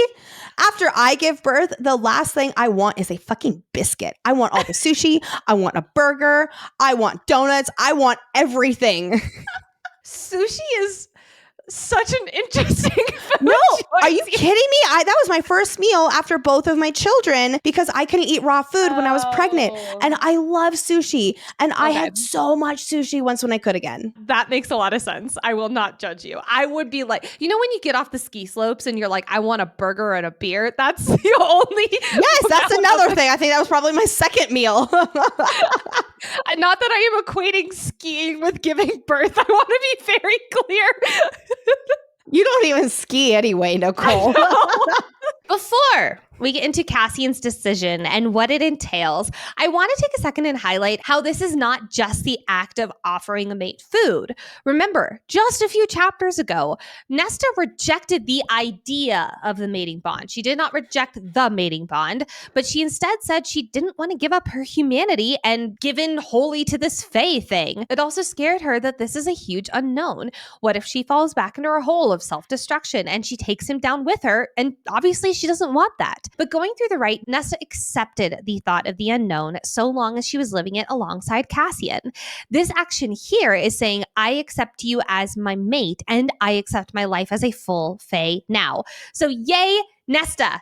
And Cassian's decision is quick. Quote, we'll make a coronation of it, Ness. Aw, he'd do anything for his girl because he knows she deserves the whole ornate mating ceremony. She is his queen who deserves it all. And oh, what a mating ceremony it will be. As we'll learn in chapter 80, their mating ceremony will take place some weeks after Farah and the baby have recovered and spring is in full bloom. It'll be an intimate ceremony at the temple on the river house grounds. Nesta might have said ornate, but she doesn't want big crowds. This will be for her, her mate, mate and their loved ones to witness. The temple will be bedecked in flowers of every variety, enchanted against wilting. I love that little magical detail. And silks and lace and candles. Rhys is about to be overflowing with gratitude for Nesta saving his family's life, and their agreement will be for him to stop gifting her all sorts of nonsense and just throw them an extravagant mating ceremony. So he will take that to heart, ensuring it will be the finest mating ceremony ever seen. I love this little bit of humor. Rhys and Nesta have always had their tensions, and there's still oil and water, so I don't think that will ever fully go away. But there is this joy and even humor between them now, with Rhys showering her with presents as his never-ending thank you. It feels more like the Rhys we knew before. He's coming back into his own because his mate is alive and he got his happily ever after. And the Rhys that we know and love is coming back here. Do you hear that, Nicole? Are you feeling a little bit better? I would feel better if it wasn't like 3 pages, but sure. And then there's Rhys's last gift to the newly mated couple. The House of Wind. Since the house has decided it likes Nesta more than anyone else, it will now be theirs. Which, this feels so perfect. Nesta had been so scared of having to return to Valaris, and she has grown to love the house, and it was her first friend. At the beginning of this book, she mentioned how she didn't know the meaning of a home because she never had one. But the house has become her home, and now it's permanently her home and officially theirs, and I just love it. With their mating ceremony decided, Nesta has only one more thing to say to Cassian. She tells him that she loves him. Oh! Nesta has just had her huge revelation with the trove that she wants to feel everything, even the big, scary emotions that previously she would have run in the other direction from. Here, she offers him the same big emotion that she offered to Feyre. Maybe this is just the sisterly love in me, but I love that she says it to Feyre first, someone who we readers have spent so much time not only in her POV, but like in her heart, in everything. And we have seen Nesta and Feyre butt heads since the very beginning. And then she says, I love you to her mate. Now, we do have to address very quickly the very popular internet theory that is Nesta and Cassian are not truly mates because Cassian never says, I love you back. We never theory shame here, but I am going to debunk this theory is what I'm going to do. He does not say, I love you with words. That is true. But we have gotten so many mentions of him saying it with his eyes, his touch. The very consummating of the mating on Solstice was very, very prominent. So I have a really hard time even dipping a toe into this theory. Plus, this entire book was about 2 people coming together, being mates in this love story. I don't think it would be fair or good storytelling to do from an author standpoint to just rip that out from under us readers. Also, this book was all about Nesta coming into her own deep, deep feelings. So it does feel symbolic to just focus on the big deal that it is for her to say, I love you to someone, rather than have it be reciprocated. It's like Cassian doesn't need to say it because he's been saying it this entire book. Exactly. But you all, remember that red-headed Fae male who was just rescued from Briallen? Yeah, we're not done with Eris yet. 2 days after Nyx's birth, Cassian knows someone needs to check in with Eris, who's hanging out in a suite in the Hewn City. And yep, Cassian's the one to have this little checkup with Eris. Immediately after the rescue a few days ago, we do get confirmation that Eris was safe in the Hewn City.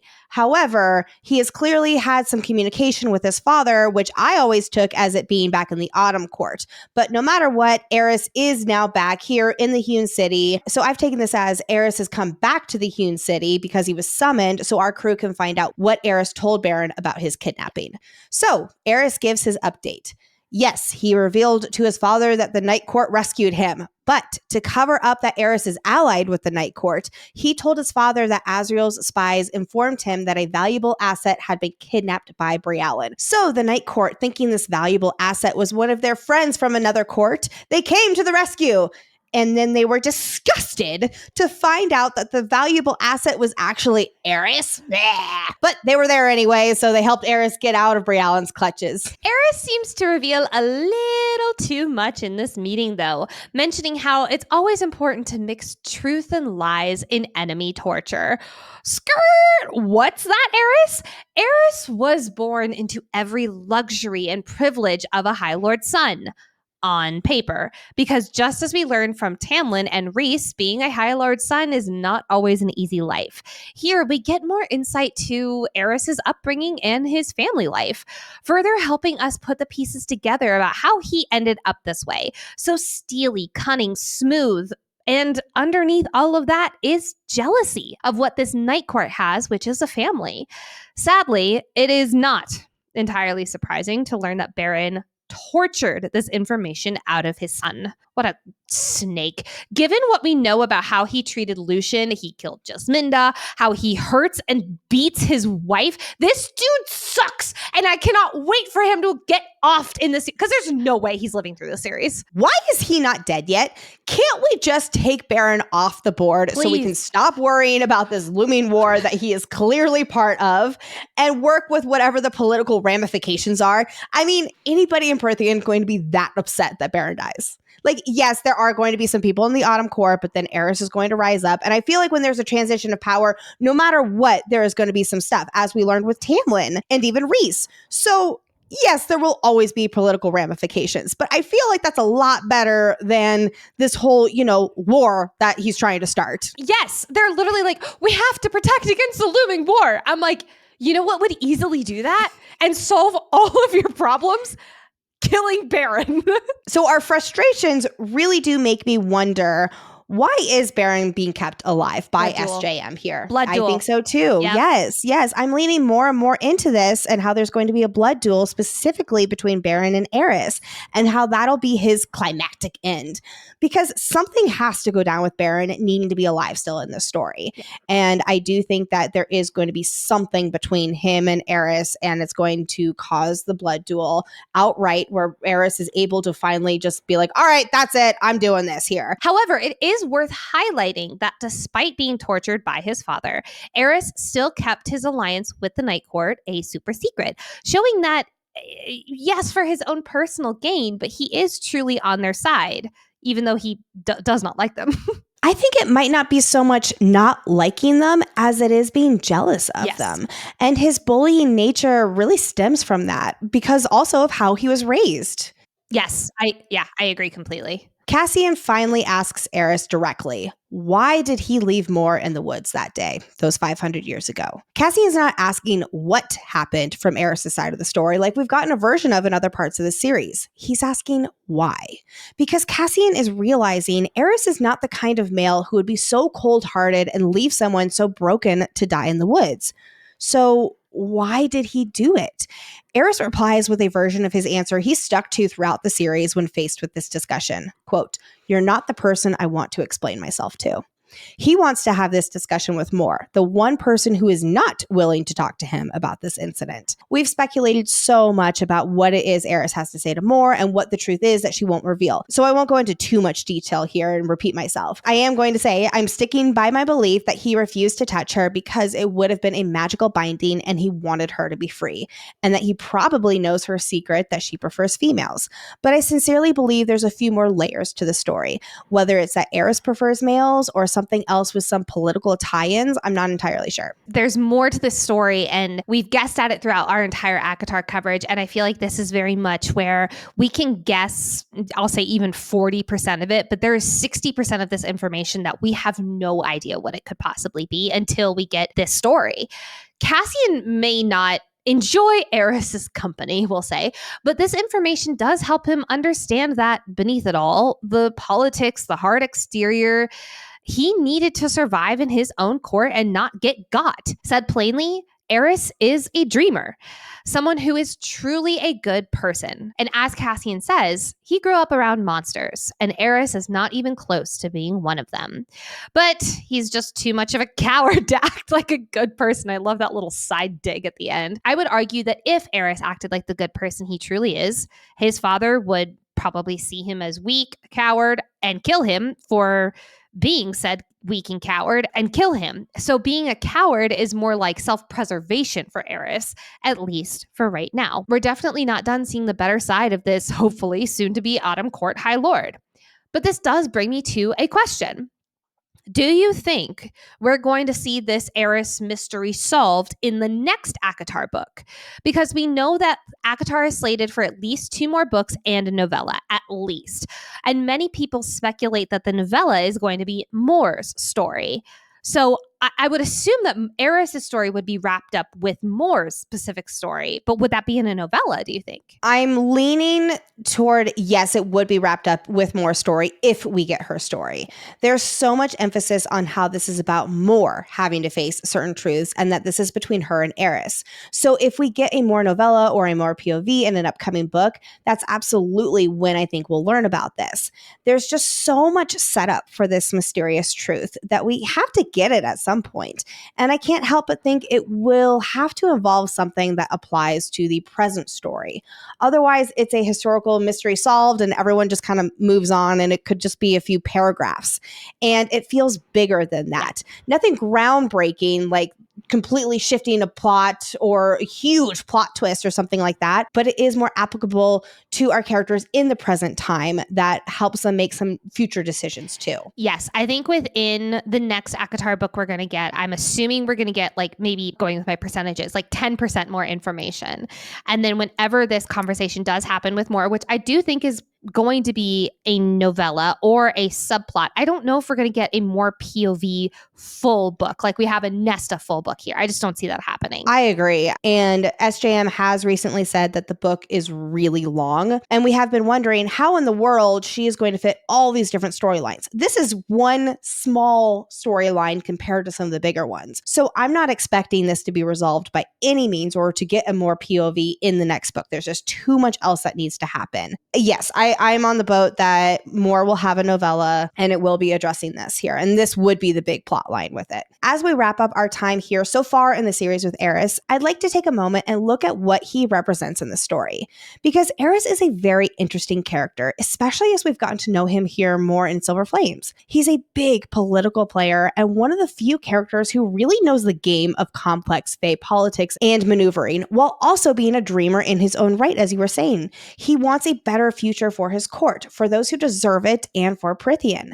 There's definitely some parallels even between him and Rhys when you view it this way. But unlike Rhys, Eris hasn't had a loving family. He's a product of his growing up, like Rhys is, but one that is void of familial love, connection, and support. Of course, I do believe that he has a good relationship with his mother, but think about his brothers and his father and what he's seen his father do to his mother. It is terrible. And also, we know that the people of the Autumn Court are known for their cunning and kind of being assholes. Eris is a victim of his environment and had to adapt to these hostilities. He's resilient, strategic, and emotionally guarded. He just didn't learn how to be cunning and politically savvy because he was raised to be an heir. He had to learn how to wear his own bad guy mask and play the game well to survive, making sure he hides his own vulnerabilities in the process. We can't forget how he and his brothers have been pitted against each other, each fighting to be the strongest and the most powerful. And Eris, for instance, learned how to shield from Daemati powers, but oh no, he forgot to teach his ruthless brothers how to do that too. But at the same time, he did help Lucian escape to safety and refuse to partake in the brutal murder of his little half-brother's lover, because he knew Lucian was better than his other brothers and not a threat to Eris in the first place. Meanwhile, we have Rhys, Az, and Cassian, who banded together as brothers and made each other stronger. Eris never once had such an opportunity, and his behavior and motives reflect that. He's an enigmatic character who we initially hated, but have come to learn is more multidimensional, and there's so much more to him. And I think there's a lot more that we will find out about him as we've been talking about, especially as it relates to Moore and him eventually becoming High Lord of Autumn. Spring is in full bloom as our story comes to a close. However, there is one more thing that Nesta Archeron has to do. Joining her sisters and nephew for a walk outside the city one day, heading to the top of a grassy hill, the Archeron sisters and Nyx visit a lone stone, her father's grave. It's the first time that Nesta has come to see it. After his death, Fae returned his body into ashes, but she had this stone carved in his name. So on the outskirts of the city, on a wildflower-covered hill, this marble headstone rests. Fae steps forward to the grave marker, showing her newborn to the stone with the words, quote, "Your grandson, father." She takes a moment to whisper to him, followed closely by Elaine, who Elaine, similarly to Feyre, goes to whisper a few words to him that Nesta cannot hear. Elaine, we know, visits Papa Archeron at least once a month, so her visit with him is quite short and sweet. And then the two sisters turn to Nesta. This is a big moment for Nesta, as we know how much she has struggled with her father's death and her guilt and his love for her despite how much she hated him, and her feelings of responsibility for letting him die, when we understand that's not the case. Like Emery pointed out before climbing Ramiel, that it wasn't her fault. Here Nesta is on the other side of her healing journey and finally able to accept who she is, forgive herself for what she's done, and move forward with love in her heart and hope for the future. At her father's grave by herself, with her sister stepping away to give her some privacy, Nesta doesn't have the words. She feels like she should offer an explanation or an apology, but none come, because ultimately, I don't think any are necessary. I love how there's this sun-warmed hand on her shoulder, quote, as if telling her that the apology, the begging for forgiveness, it was no longer needed. It's almost like the mother here is saying, all is well, Nesta Archeron.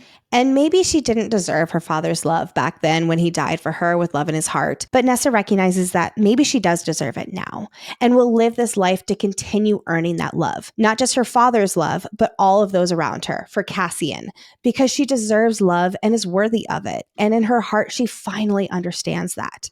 And that is so moving and impactful as the story closes. And I love how she takes the small carved rose that he made and sets it on the gravestone. Quote, a permanent marker of the beauty and good he'd tried to bring into this world. Because Nesta knows that he did try, in his own way, the best he could. Even if sometimes the best he could do was sleep on the cot by the fire in their cottage while giving his daughters the comfort of the bed. This book ends in the most perfect way. Not with a big, life-changing sentence or a huge cliffhanger that we've come to expect from romantasy, but with a seemingly normal line. Quote, her steps light as she hurried down the hill to meet them meaning her sisters. However, we readers and Nesta know that this sentence is anything but ordinary. She has fought for 751 pages for that lightness, and I would argue even much longer than that. For the joy in her heart, for the excitement that she has, for the knowledge that some days will be hard, but she will still fight. And of course, for her mate, her love, her friend, who offers her the joy and a future that she wants to keep working towards. For one moment, let us return back to the beginning of this book. Nesta had given up. She had a heaviness about her that she brought everywhere. She pushed others away and feared her own reflection. She had no knowledge of any light days, only bleak. She so desperately wanted to feel nothing, but the numbness she could only sate with sex or alcohol. This book and Nesta's journey might not be your favorite, and that's okay. But what this journey can teach all of us is that our hardest days and our darkest times, they are not forever. They are a chapter in our lives, not the whole book. But what is up to us is to put in the work, to wake up and choose differently little by little, because change does not happen overnight. It comes in these minuscule degrees of changing that accumulate every single day. And if we put in the work and open our hearts to the good thing that the world can bring, then possibly in 751 pages, we can all be running down the hill to meet the life we've created. And there you have it, friends. Whew. Oh, I just got chills hearing you say that. We started this ACOTAR series deep dive on February 26, 2024. And here we are on December 23rd at the end of this road. For now, while we still have our wrap-up ACOTAR AMA episode in 2 weeks, because remember, no new episode next week on December 30th as we take a break for the holidays, we'd love to do what we do at the end of every book and share our final thoughts about it after these 11 episodes of deep diving it. So this will be specific to Silver Flames, with our wrap-up episode focused on the series and this 11-month deep dive journey. So I went into this book knowing that Nesta's journey would absolutely shake me to my core. And I am not going to lie, it was even more beautiful than I ever could have imagined. Her realness, her rawness, it was hard to root for sometimes. And she got her fair share of L's, but it was so human. And I really enjoyed deep diving, and I really appreciated more the journey that SJM wrote. And On the flip side, I knew going into this deep dive that there were going to be some challenging storylines that I would have some hard times with. But above all, I was ready to stand by my man Rhys and fight for him through and through. And that all went out the window about halfway through. It's not that his choices were unrealistic. There were many moments that we could justify in some form or fashion. And by we, I mean Lexi, because I was too irate to start. But it was more of just how he was not the Rhys that we know and love from specifically ACOMF.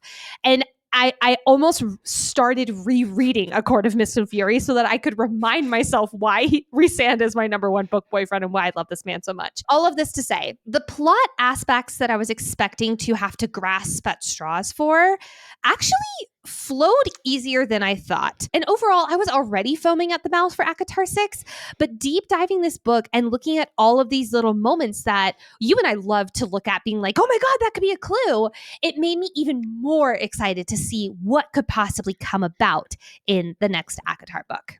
I agree with you wholeheartedly. I knew going into this book that Nesta's character development is my favorite of any book that I've ever read. I know I said that in episode 1, but deep diving it made me appreciate Nesta and this journey and her character development on a whole new level. Her growth is inspiring and her fears are relatable. I've personally connected with Nesta more than I already did, and looking inward at my own healing journey in ways that I didn't anticipate. I think I cried more covering this book than any other in the year plus that Fantasy Fangirls has been around. And it's often felt like one big therapy session. Yep. And I know a lot of you have thought the same thing with your comments back to us. So really and truly, everyone, thank you so much for being on this journey with us, for all the kindness pouring in where you can relate to our vulnerability too. And we've also heard from so many of you that this deep dive has given you new perspective on Nesta's character. And that really means a lot because she is a difficult character to root for, like Nicole said at points, and to analyze. And we were honestly nervous to cover this book and do her complicated character justice. This book has really been the best kind of challenge. And it's wonderful to hear how many of you have resonated or opened your eyes to the depth of Nesta's character, no matter your personal feelings about her as a person, because we completely understand that she is divisive. And of course, this book has been particularly fun for me because of my boy Cassian. I really do feel for you with Rhys, Nicole, because I've just been kicking my feet and falling even more in love with Cassian. I feel bad for even saying this right now to you. He has the biggest heart. He may be imperfect, but he is so empathetic and supportive. And I really love his and Nesta's relationship and the growth that they experienced to get to this beautiful ending. At least I have a certain someone in Spark of the Everflame and Zane Ryerson, of course, to look forward to as we cover Empyrean and the Kindred's Curse saga. My boys are coming back to me. Cassian is just like my number one. Like there is just no competing with him. I love him so stinking much. Also, like you, Nicole, I was rather surprised how much I've enjoyed the plot part of this book. In episode 1, we were both saying how we really felt like the plot was lacking and that it was sacrificed for Nesta's development. And I think that there were less cauldron boil me moments than I thought we would have. Although I'm not saying we didn't have any of them. We definitely did, but not as many as I thought. I do stand by feeling like some of the other characters, especially Farah and probably Rhys too, were sacrificed as two-dimensional for Nesta's character development. And that's something I suppose I've come to terms with because Nesta's character development was so amazing. And the lore really made me happy. I can't believe we did all of that with Maasverse Madness. What a task. That could have been its own standalone deep dive. And we did the absolute best we could. And I am just so excited for whenever we do get ACOTAR 6 and for us to continue all of the speculations. If you have not finished all of the Maasverse books, please do know that we do have YouTube compilations. So you don't have to go back to the episodes and skip over everything. We literally have them all right there for you, easily accessible once when you finish all of the SJM books. But back to Silver Flames. I believe this book is definitely my number 2 now in the series, behind ACOMAF and now ahead of ACOWAR. They had previously been both tied at second, but Silver Flames is bumping up there to number 2 now. That's interesting because I remember when we first started this book, you were expecting it to go down to third and ACOWAR to go up to second. So, that's so cool. Yeah. I love that. And just everyone, one more time, thank you so much for being part of this. This book community is so special, and it's really been our honor to share this deep dive with you. Oh my gosh, I just started crying. Oh my God. How did All right, we don't have very much for this, but let's turn our full attention to speculation for what is next in the series, whatever that might be. So there's a mention of 3 spikes on the crown, which got me thinking, because the number 3 does come up a lot in our ACOTAR series, which we know from one of our ACOWAR religion watches that SJM uses the number 3 to represent completeness and harmony. But I also can't help but wonder if this is also tying our 3 Archeron sisters to getting a crown of their own. Cassian tells Nesta how she could rule the world with her power, and she tells him that I don't want to rule the world, I just want you. Foreshadowing, foreshadowing, foreshadowing. And I, of course, can't help but immediately think of the quote from Harry Potter. And I'm quoting the whole dang thing because it's so perfect. Quote, "It's a curious thing, Harry, but perhaps those who are best suited for power are those who have never sought it. Those who, like you, have leadership thrust upon them and take up the mantle because they must and find to their own surprise that they wear it well." Dumbledore, we love him. Last but not least, Nesta says that they'll deal with all that later. That meaning the Queens, Kosje, the still looming war, literally all book 6 setup. Also, so she says the still looming war. Is she saying the war around Baron? Yes, because Baron is still not deterred, as Eris was saying. And so he was allying with Brialyn so that he could have extra forces and that extra support so that he could get more territory, specifically going into the Spring Court and against all the rest of Prythian that he knew would go up against him.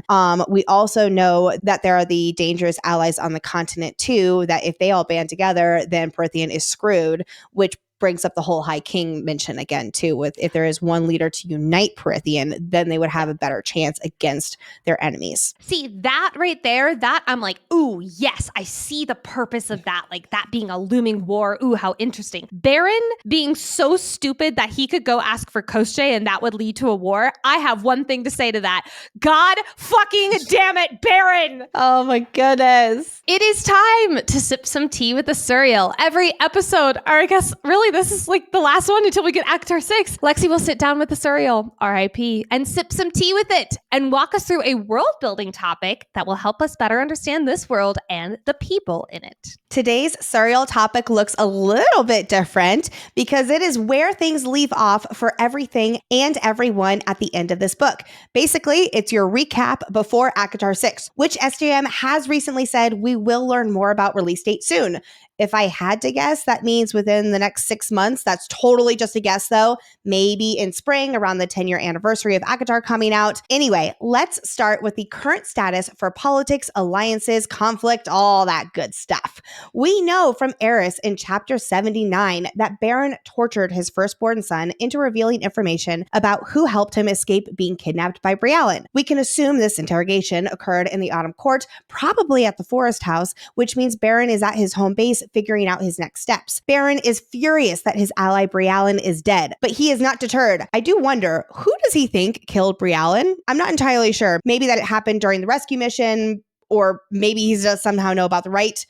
Who knows? Eris believes his father might be stupid enough to establish an alliance with Kosje in his attempt to gain more power and territory. Perhaps he'll try to seek other allies on the continent too. Eris says he hopes Mor's efforts to convince Valahan to stay peaceful will counteract the damage Baron is going to unleash. Seriously. Somebody needs to kill this High Lord of Autumn. Like, that would just solve a lot of problems here, even if it brings up a few other ones. Speaking of Valahan, though, and what Mor's been up to with them, remember how the Night Court sent Mor to Valahan to get them to agree to a new treaty and an alliance to avoid a looming war. That's what she's been up to most of this book, persuading Valhallan's king and queen not to want another war to add to their territory and to sign the treaty instead. Valahan was previously allied with the king of Hybern back in ACOWAR, along with Monteser and Rask. As said in Akawar, quote, Valahan has the numbers, Monteser has the money, and Rask, it's large enough to have both. So the Night Court is worried that if these 3 territories ally against Prythian, they won't be able to withstand it. The current status of Mor's efforts with Valahan is unknown,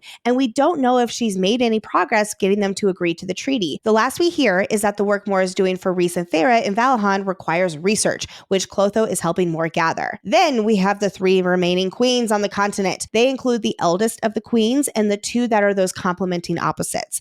They fled their headquarters months ago and went back to their own territories. That's all we know. We did know that Brialyn was gathering an army, but it is unclear if the other queens were gathering forces in their own territories too. I'm kind of leaning no, but I don't want to make any assumptions, only because we just don't hear anything about it. Let's talk about Koshte. He is still bound to his lake. His curse is still intact, and his departing words to Cassian and Azriel was, quote, tell my Vassa I'm waiting. Remember how Papa Archeron had negotiated Vassa's release from being imprisoned at the lake, though her Firebird curse is still intact, but it was only temporary. It's been almost 2 years since that, and Vassa is ruling the mortal realm south of Prythian now alongside Jurian. So I strongly assume she will need to go back to the lake, and that will be part of the plot and our reintroduction to Koshte the villain in this next book.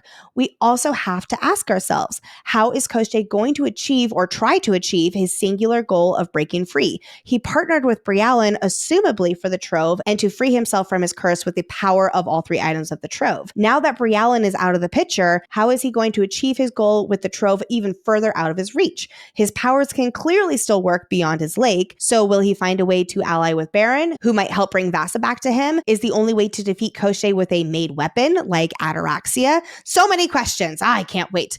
Shifting our attention to someone who we know more about, Eris and his alliance with the Night Court. We know that he did not tell Brialyn much when he was captured and put under the Crown's influence. Rhys looked into his mind and confirmed this, but Eris also didn't know much to begin with. We also know Eris mixed truth with lies to his father under torture. He told Baron that Azriel's spies were informed that a valuable asset had been kidnapped, and when Azriel and Cassian arrived, they were disgusted to find out it was Eris instead of someone from the summer or winter courts, like who they actually care about. So Eris's alliance with the Night Court is still a secret from his father, and if anything, Eris has proved his loyalty to this alliance even more so. So what about the gifted maid dagger though? Last we knew, it's back in the Night Court's possession. So as far as we know, it was not given back to Eris after they escaped. With this information, we can infer that Eris's position has not changed, that he is still allying with the Night Court and trying to pass along any knowledge to Cassian and Rhys of his father's movements and potential plans with Koshte, warning them to be ready for when his father stirs conflict. Not if, but when. Let's go through a quick summary of anything else we know about the rest of the Prythian courts and specifically their relationships with the Night Court. Kicking it off with Tarquin of the Summer Court. His relationship with Rhys has been healed since the war, so they are in good standing, but not quite enough that Rhys is comfortable informing him of the Trove and made objects.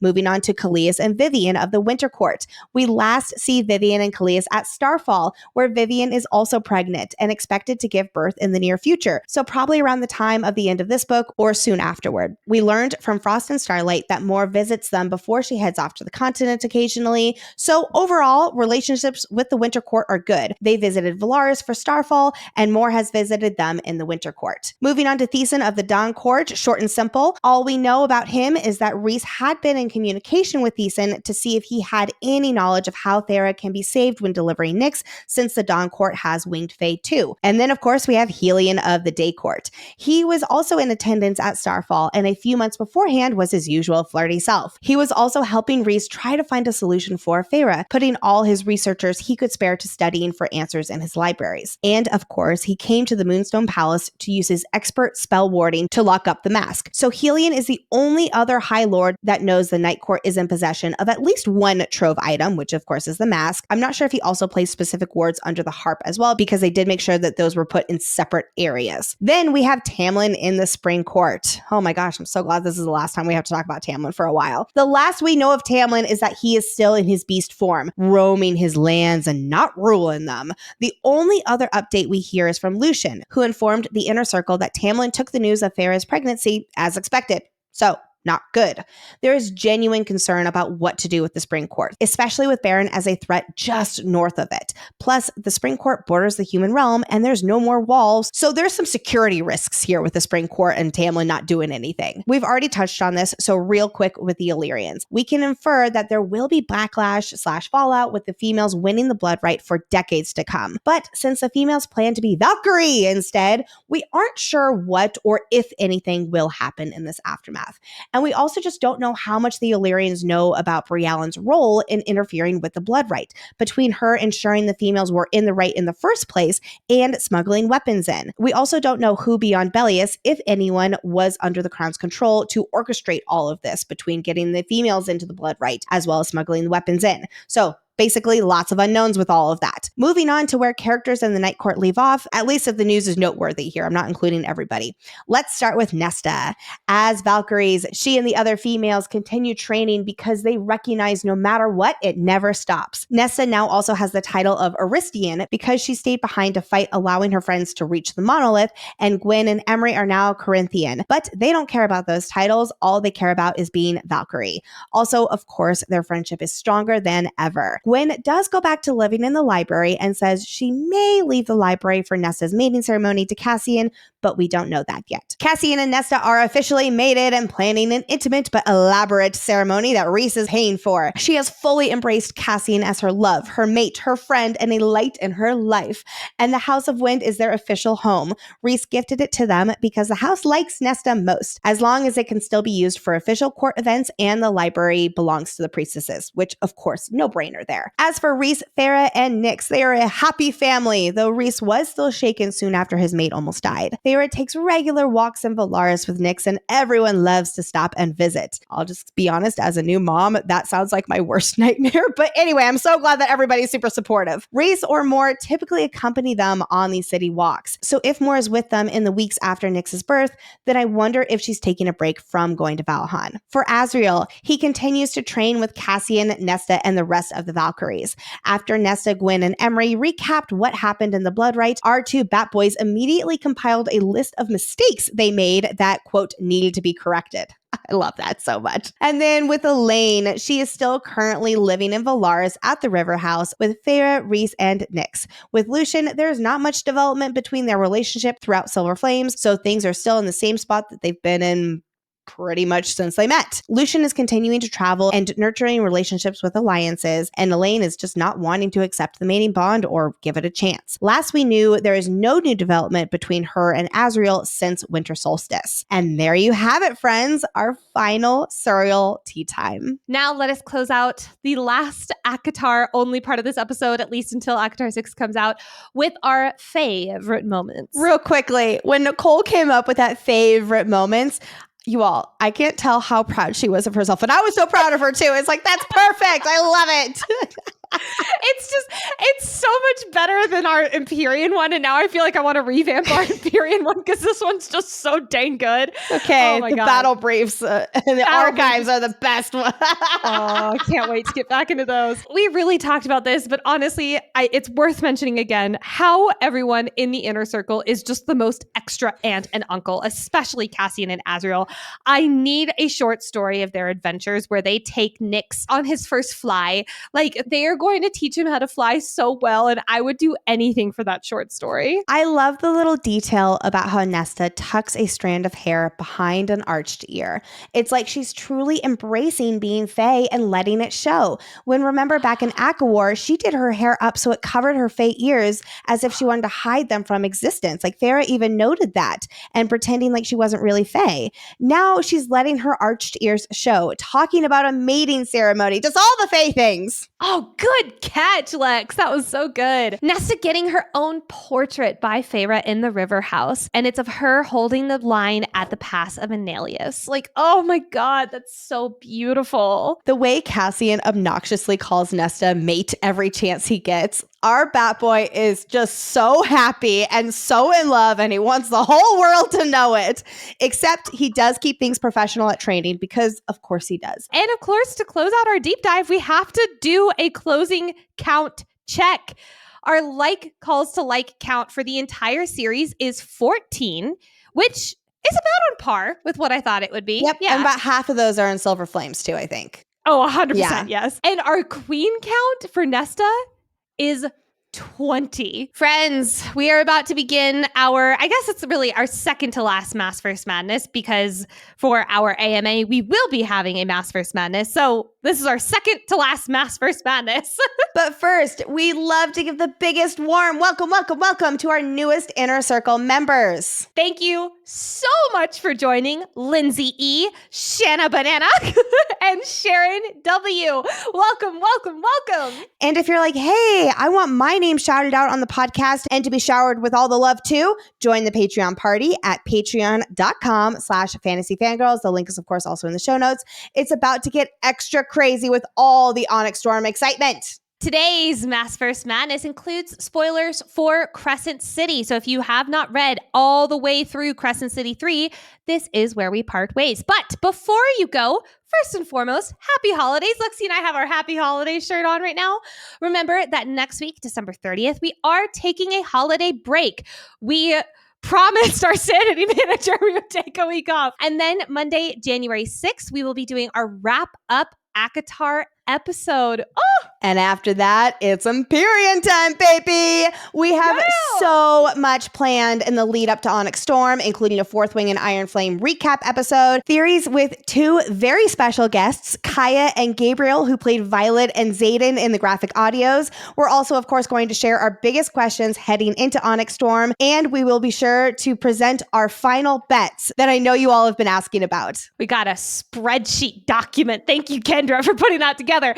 After our Onyx Storm deep dive, the next series we will be covering is the Kindred's Curse Saga by Penn Cole, starting with Book 1, Spark of the Everflame, in April 2025. I'm foaming at the mouth to get to that. Link is in the show notes to get your hands on the book in case you have not read it. We will also go ahead and let you all know that we are going to be covering this book series in a very similar fashion as we did with ACOTAR.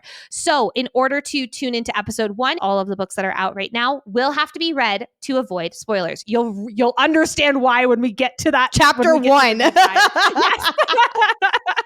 Also, friends, be sure to give us a follow on Instagram and TikTok at Fantasy Fangirls Pod, especially in the lead up to Onyx Storm. It is going to be crazy. Okay, friends, we are now entering our Maasverse Madness segment of the episode, where we call out series crossover references and discuss theories. Today, we are discussing concepts that give spoilers from all 3 Crescent City books, so please only continue listening if you've read through House of Flame and Shadow. I have a few more things to add to the Suriel Teatime, and you know exactly what I'm about to say here. When Bryce reopens the portal to the House of Wind from Midgard after defeating the Asteri, she returns the mask and truth teller. You hear that, Nicole? She returns the emotional support dagger. We learn that Nesta's been in the doghouse since she gave Bryce the mask, but she also got to bond with Ember and get a glimpse into what love from a mother is like. Ember tells Nesta as they part, quote, "You'll find your way."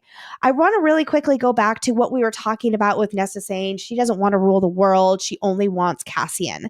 And I do think that in the months between this, there is going to be some inner conflict of how that might not be enough. Maybe not for her, seeking the power, but her realizing she is destined for more, and it scares her. And going back to that self-discovery journey where she really does tap into that leadership quality that she does have deep down. And then, of course, the big kahuna. Bryce hands Gwydion / the Star Sword to Nesta and tells her, quote, "I think that 8-pointed star was tattooed on you for a reason. Take that sword and go figure out why." Let's fucking go! So yes, all in all, the 8-pointed star is extremely important. It is linked to Nesta, and she is destined to learn more about it. And it is impossible to be talking to all of you about ACOTAR 6 predictions without including this Crescent City spoiler. And last thing to note, Rhys is an overprotective dad to baby Nyx, and I just absolutely love it. There.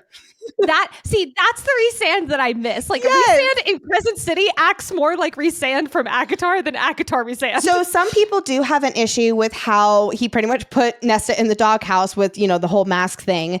And people are really upset because they had such a beautiful ending here. And the way that I see it is they do still have their struggles with one another because their personalities are so different, but they are able to come together and be able to work around their issues. Yeah, Rhys, that is, to me, in character for him to be like, I'm sorry, you gave away a dread trove item to another realm?